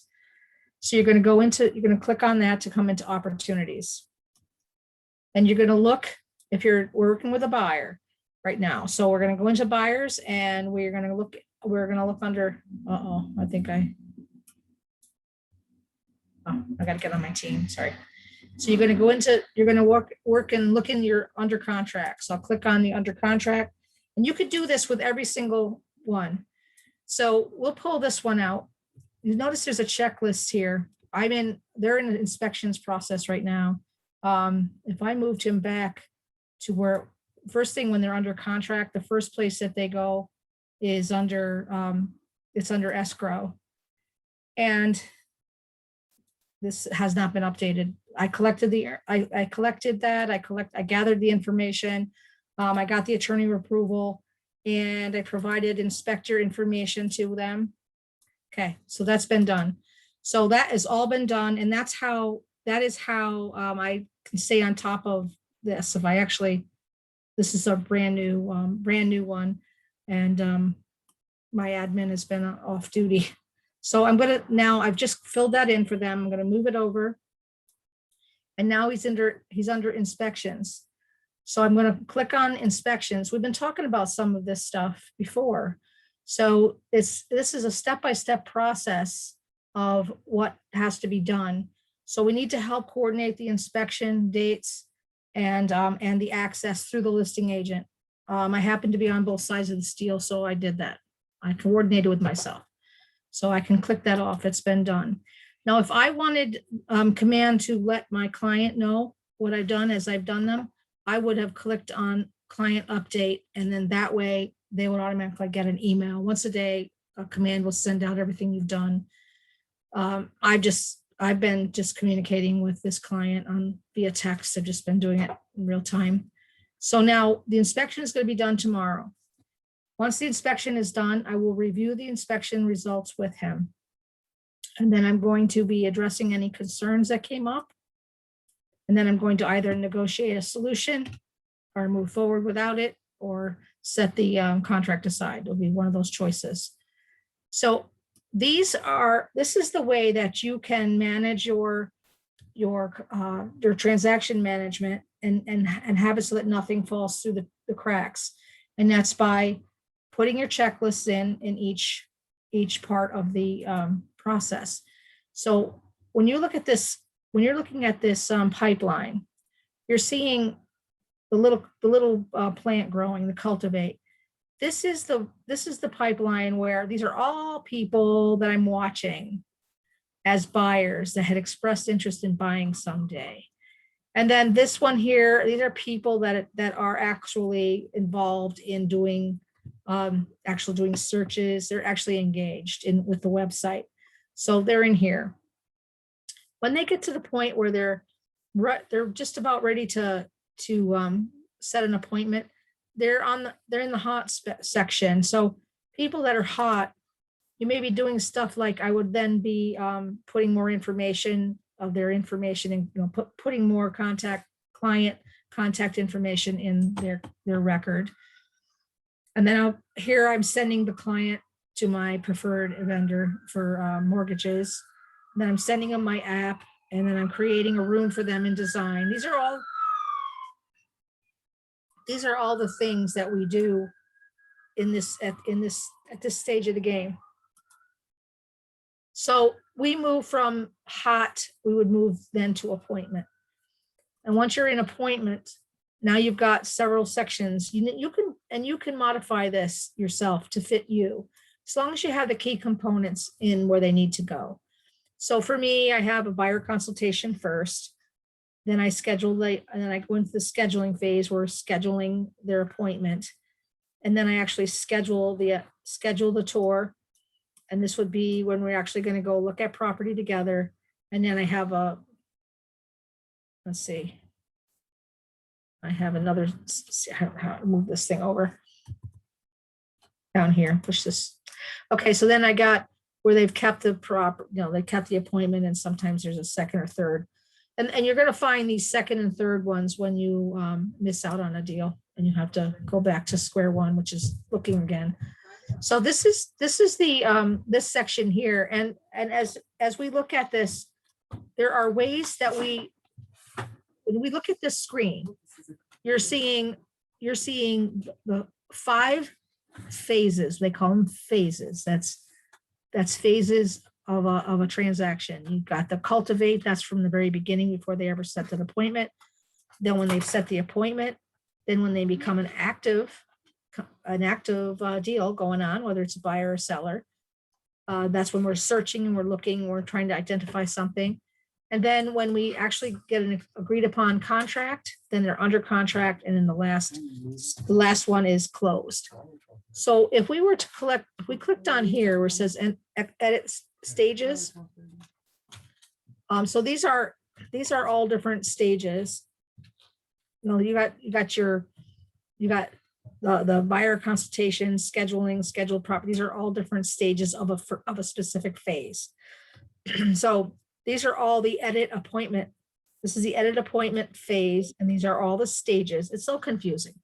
But as you watch YouTube videos or you watch videos in Connect, just chunk it down or go into Marty Miller and watch Marty Miller's his program. It's usually called 66 days or something like that. And it's Marty Miller. If you just jot down MARTY MILLER, write that down, just punch him into Google. You're going to get his where you can actually see him. And he teaches command. He teaches all aspects of command, and he does it in small bites. Like his video, it may go 10 minutes at the most.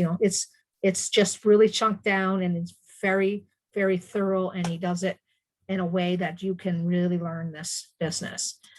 You can really learn how to use command. So if I wanted to add a stage, I'm not going to go there, but you can add, and you can edit, you can trash. So I'm going to go back to that. Okay, so that is that's kind of a peek into it. Are there any questions on this? I hate to ask that. And is there anything that anybody would like me to clarify at this point on this? I'm going to say, Cher, that this is a huge aha for me, because I didn't realize that we could drill down this far in this area for those checklists. I never knew that existed. I guess I haven't taken enough DocuSign and command classes with our tech leader. It's just like there's so much to learn. It gets overwhelming, but this is really helpful. I could have used this a number of times. Yeah, you don't, I do not want to overwhelm you. I'd like to just be able to point you to places that can help you get your footing. So just the other day, I was, if you Google anything, you can get things that are specifically Keller Williams, which will point you right where you need to go. But what I found was I found 2 checklists. One is it says TC seller checklist. That is a transaction coordinator. That's what the TC is, seller checklist. And so what they have done, this person has listed every single thing that has to be done with a seller. Now we've been talking about buyers, so I'm going to just look at the buyer one. This one is the buyer checklist. And what they did was they wrote down all these things that have to happen.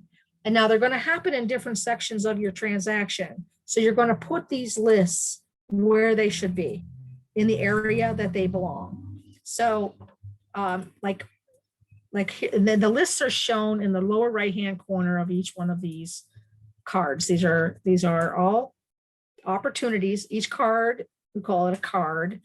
Or if I put it in list view, it would look like this. And I happen to usually have it in board view, so you can toggle there. And the, when I'm talking about a buyer consult, I have two things in here. And these are the two most important things that I have to cover when I actually get someone to go into a buyer consult appointment. One is pre-qualification. This is where we're talking about hooking them up with a lender to get pre-qualified, or taking a look at the pre-qual that they already got, because sometimes people already have that. And then there's the needs analysis completed. Your needs analysis is highly critical. This is where you're finding out what they need and how you can help them, and finding out their timeframes and the likelihood of, of how you're going to, it's kind of like laying out the game plan of how you're going to do business with this person. So these are, and you can add to these checklists simply by adding, you're going to just go into the section where you add things right here, add an item, and I could put another one in here, and you can keep on adding as many as you want. And this one is for the hot cultivate was what was right before this. So they would have been in this section here, and then I moved them to buyer consult. And when they're done here, I'll move them to the next. I'll move them to schedule appointment. And then I'm going to move them to kept appointment. So it's something that you're going to learn. And I think one of the quickest ways to learn how to do this is like through watching and getting acquainted with Marty Miller for one. He's one. So Marty Miller also has come up with a lot of different, he teaches on smart plans. There's just so much to all of this that you just really important that you just focus on what it is that you're trying to learn at any particular point. And what we're trying to learn is how do we keep all of our information in front of us on transactions as they're moving forward, how to know what to do next so that we don't let something fall through the cracks, and then actually being able to move these people through the pipeline. I click on these actives here. So this one here, this is under negotiations, and he's going to sit here until we have a contract. Once we have a contract, then he'll move over to under contract. We saw this one here. So any questions? Any questions on this? All right. Let me go back to get back to my PowerPoint.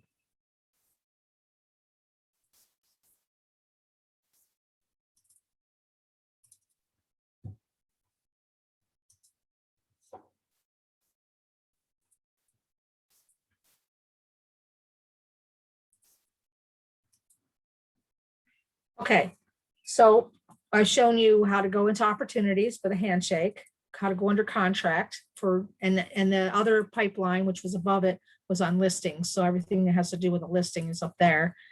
And as far as editing stages, over on the right-hand side where you can edit it, and you can add a new stage, and or you can customize a checklist. Then you save it. Okay, so the consumer guide. So in Command, you select the consumer guide applet, and you would go to the guide builder, and you review it and work with changing that up so that it suits your business. So I guess maybe I should take a look at, see if I can just show you what I'm talking about there. Sure. Here.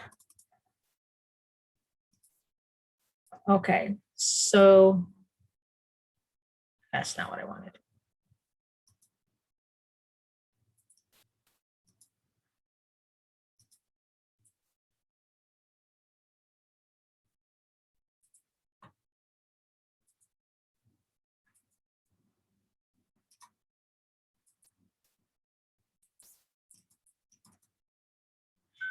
Okay, so here, if I go back to home, so I always like, if you want to get reoriented, just click the home button.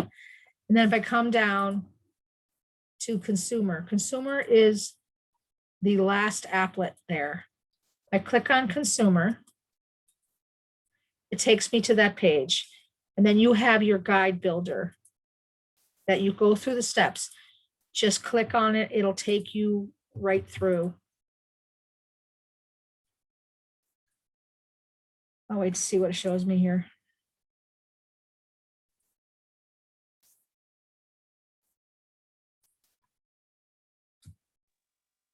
What does the guide builder do, Cher? What it does is you select the guide that you want, and then it shows you, it gives you templates for the pages, and you can edit them to make them yours. I'm waiting for my command to load up. If I click on the guide builder, see we're having some issues with command at the moment. So I'll click on so I'm on the age. This is the age site pages. Let's see. Pages. So these are all things that I've learned to do, and they're different. Maybe I'll give this guide builder another shot, but these are all pages that have been created using this consumer section. Well, it doesn't look like it's gonna. No, they're probably working on it right now. That's why I always say when the thing doesn't work. So anyway, go to this place, and normally it works. You click on Guide Builder, and then what it's going to do, it's going to step you through the different things we were talking about, like right from the very beginning to the part where we have the contract, when we have the lender. It's going to walk them through, and it's going to give a narration to your client about what's coming next and what to expect next. And you're going to be getting that. You're going to be feeding. You take what you see there. Make sure you go through and change it out so that it's your name and your contact information that's in there, so that when the consumer opens up their app on their phone, and then they go into that section where they can effectively have an agent on 24/7, because you're answering their questions for them in the app. It's like having a really great FAQ. So just want to make sure that your app doesn't talk about Johnny Joe or something. You want your app to have your name and your contact information where it needs to be. Does that answer that question? All right. So we're coming up on the end of our time together.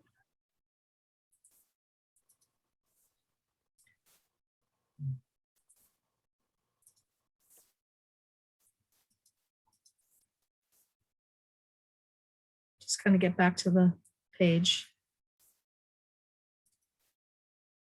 Okay, so can you see this one? Yep. Okay, good. All right. So you're going to go through the guide builder, and you're going to review both the buyer guide and you'll also review the seller's guide. And as you can see, you can barely make it out on here. I can't even move it. Let me see, let me use this. All right, so here you're going to got lost. I just got lost. So you go through this guide. The guide is going to come up like this, and you're going to be able to edit each one of these sections so that it's talking about you. But you can see here where this is a buyer guide, and you can see where it says first we're searching for homes, we're getting a pre-approval, and it's talking about the different visits, actually going out and looking at properties. So just go through it, go spend some time on it, go through each page. And over on the right side, based on the page that's highlighted, you can make these, you can put a title on your search page. Right now it says search. Maybe you want to put something else there, and then you're going to put in, you're going to read what it says about the first step, make sure that it is the same, it's the same as your particular area and how you do things. And you're going to go ahead and you're going to edit this so that it speaks from you. And then it'll take you into a smart plan, and it'll teach you what's next. So this is an excellent way to get tech support right at your fingertips. Okay, so let's see. We are on the AHAs to Achievement page. We're nearing the end. And let's try to have some participation here. How has your thinking changed since you started this? Feel free to jump in.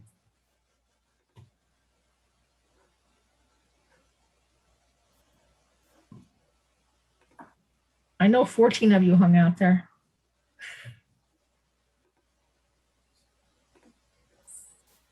Well, I've heard from a few of you. I think the guide builder is pretty neat. I haven't been in that yet. I think that it was necessary to talk about the things that we talked about today in the transaction management in order to truly be able to work with that guide builder. Because now you're going to be thinking about some of the things that you learned today, and you're going to make sure that they are addressed in your guide. Any mindsets changed on this?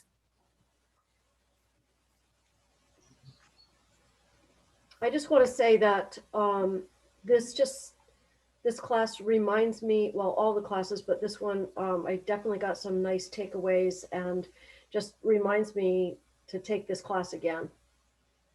And I might take it again in another year, because every time you get more experience under your belt, everything makes more sense. Yes. Elizabeth, I like how you bring that up. I love how you say that, because I'm already thinking like I'm going to take this in a year, because a lot of it's going to make probably a lot more sense. And then I'll have an aha, then after actually getting out and doing it in real life and then coming back and taking the class again. So I like how you bring that up. Yeah, absolutely.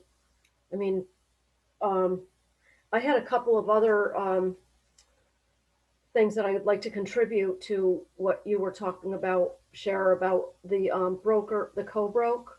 Yeah. That's, I learned a couple things along the way, and, I play really well in the sandbox with everybody. I'm like super fun and easy to get along with. And I love people and, relationships and all of that.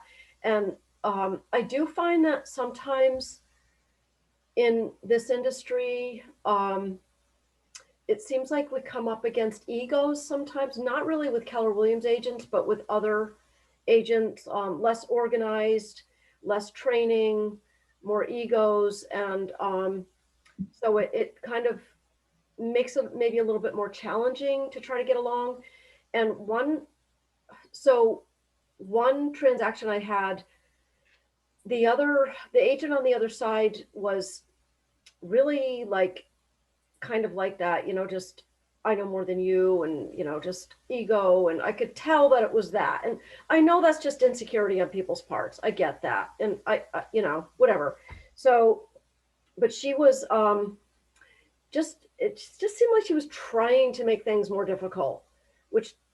So I was in one of our classes in Capital District, and the instructor said, "It sounds like she's a high C."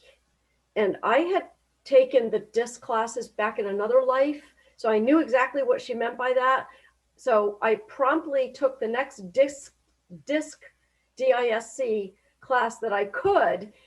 And I mean, that helps you with all aspects of your life, in all relationships. And it was this huge moment for me. I said, "Oh my God," because I'm a high I. I'm like, that's right, she is a C. Holy crow. So I readjusted all of my thinking and went back at it, and like kind of treated her like she was a high C, very analytical, and everything has to be done perfect.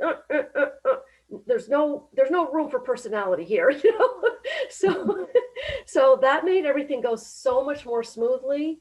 And just recognizing that DISC class is so important. And as far as getting along with other brokers, they can make or break a difference whether they accept our offers, for one thing. And my God, it's just so much better for everybody. It's just like helps everybody's attitude if everyone's nice to each other and respectful. And I even put in the chat this peer reputation Yeah. website. So you could go and give your peers like a 5-star review. And then you're gonna, you're just putting out really good vibes in the universe and helping. And then when it comes to the time when you're gonna deal with them again, they're like, oh yes, I want to deal with Andrew again. Yay. And it will just go so much better. So I think those relationships, they can be kind of challenging because I don't know. I'm sure that you and Chris have had that happen as well. And I know Michelle has had it happen. And yeah, but you have to realize it's coming from a place if they're not secure. Yeah. And like what you did with the desk there, if you know what language you're supposed to be speaking, you can communicate a lot better. So you needed to communicate with her with the C, in the C's language.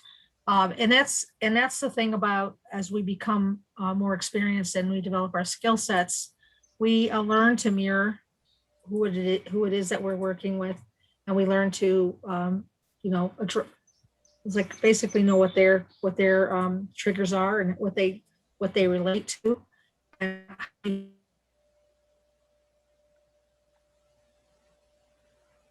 they're expecting you to be speaking. So not everybody has that ability to adjust. They're not going to necessarily adjust to you. So it reminds me of that analogy with the captain of the lifeboat of the lighthouse, and telling the captain to move his, alter his course, and that captain was saying, no, you alter yours, and they went back and forth, and finally he said, identify yourself, and the person said, this is the lighthouse. So if you don't alter your course, you're going to crash into me. This was on a foggy night. So anyway, yeah, learning to talk with people is really, that's great. And the relationships, you're going to, if you're noted as a difficult agent, and you have a listing agent and they've got a couple of offers on the table, and they think of you as that way, and then the other one, this is a warm and fuzzy agent, your offers are quite a bit the same. There's not a lot of material difference between them, but as a listing agent, you're thinking about what is the experience that we want to have. What kind of experience do I want my seller to have? And you're going to definitely give kudos to the agent that you have the best relationship with. That's how it works. So, okay, any other ahas?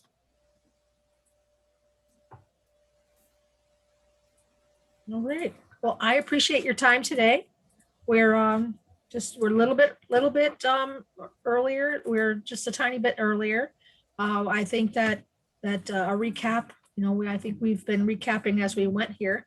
So I would say at this point in time, we would just want to think about our daily success habits and what they are. And that would be right here. Every day you want to add 10 contacts to your database. You'd like to have 10 conversations a day with somebody, 10 conversations. These are minimums. Write 10 handwritten notes, and make sure that you get out there and you do 10 home previews per week. Now you may be doing those home previews by looking at media, looking at Matterport, looking at virtual tours, and whenever there's an open house, if you can go and attend it. I don't know, as we start opening our market, our whole state is opening up, and we're going to be slowly inching back to some of the best things that we liked about pre-COVID. And as we do, these are all ways for you to grow your knowledge, which will make you a very effective agent that people want to do business with. So keep all this stuff in mind. And I appreciate your time here. And I thank you. Thank you. Hey guys, it's been a pleasure. I'm not going to be able to see you moving forward unless we run into one another. So it's been certainly a pleasure, sitting in with you guys. So I appreciate y'all's attendance and being involved, and I wish you all the best. Thanks, Chris, Chris. could you Thank tell us you. what link we use for Monday's session? It should be run through your own market center. Oh, all right.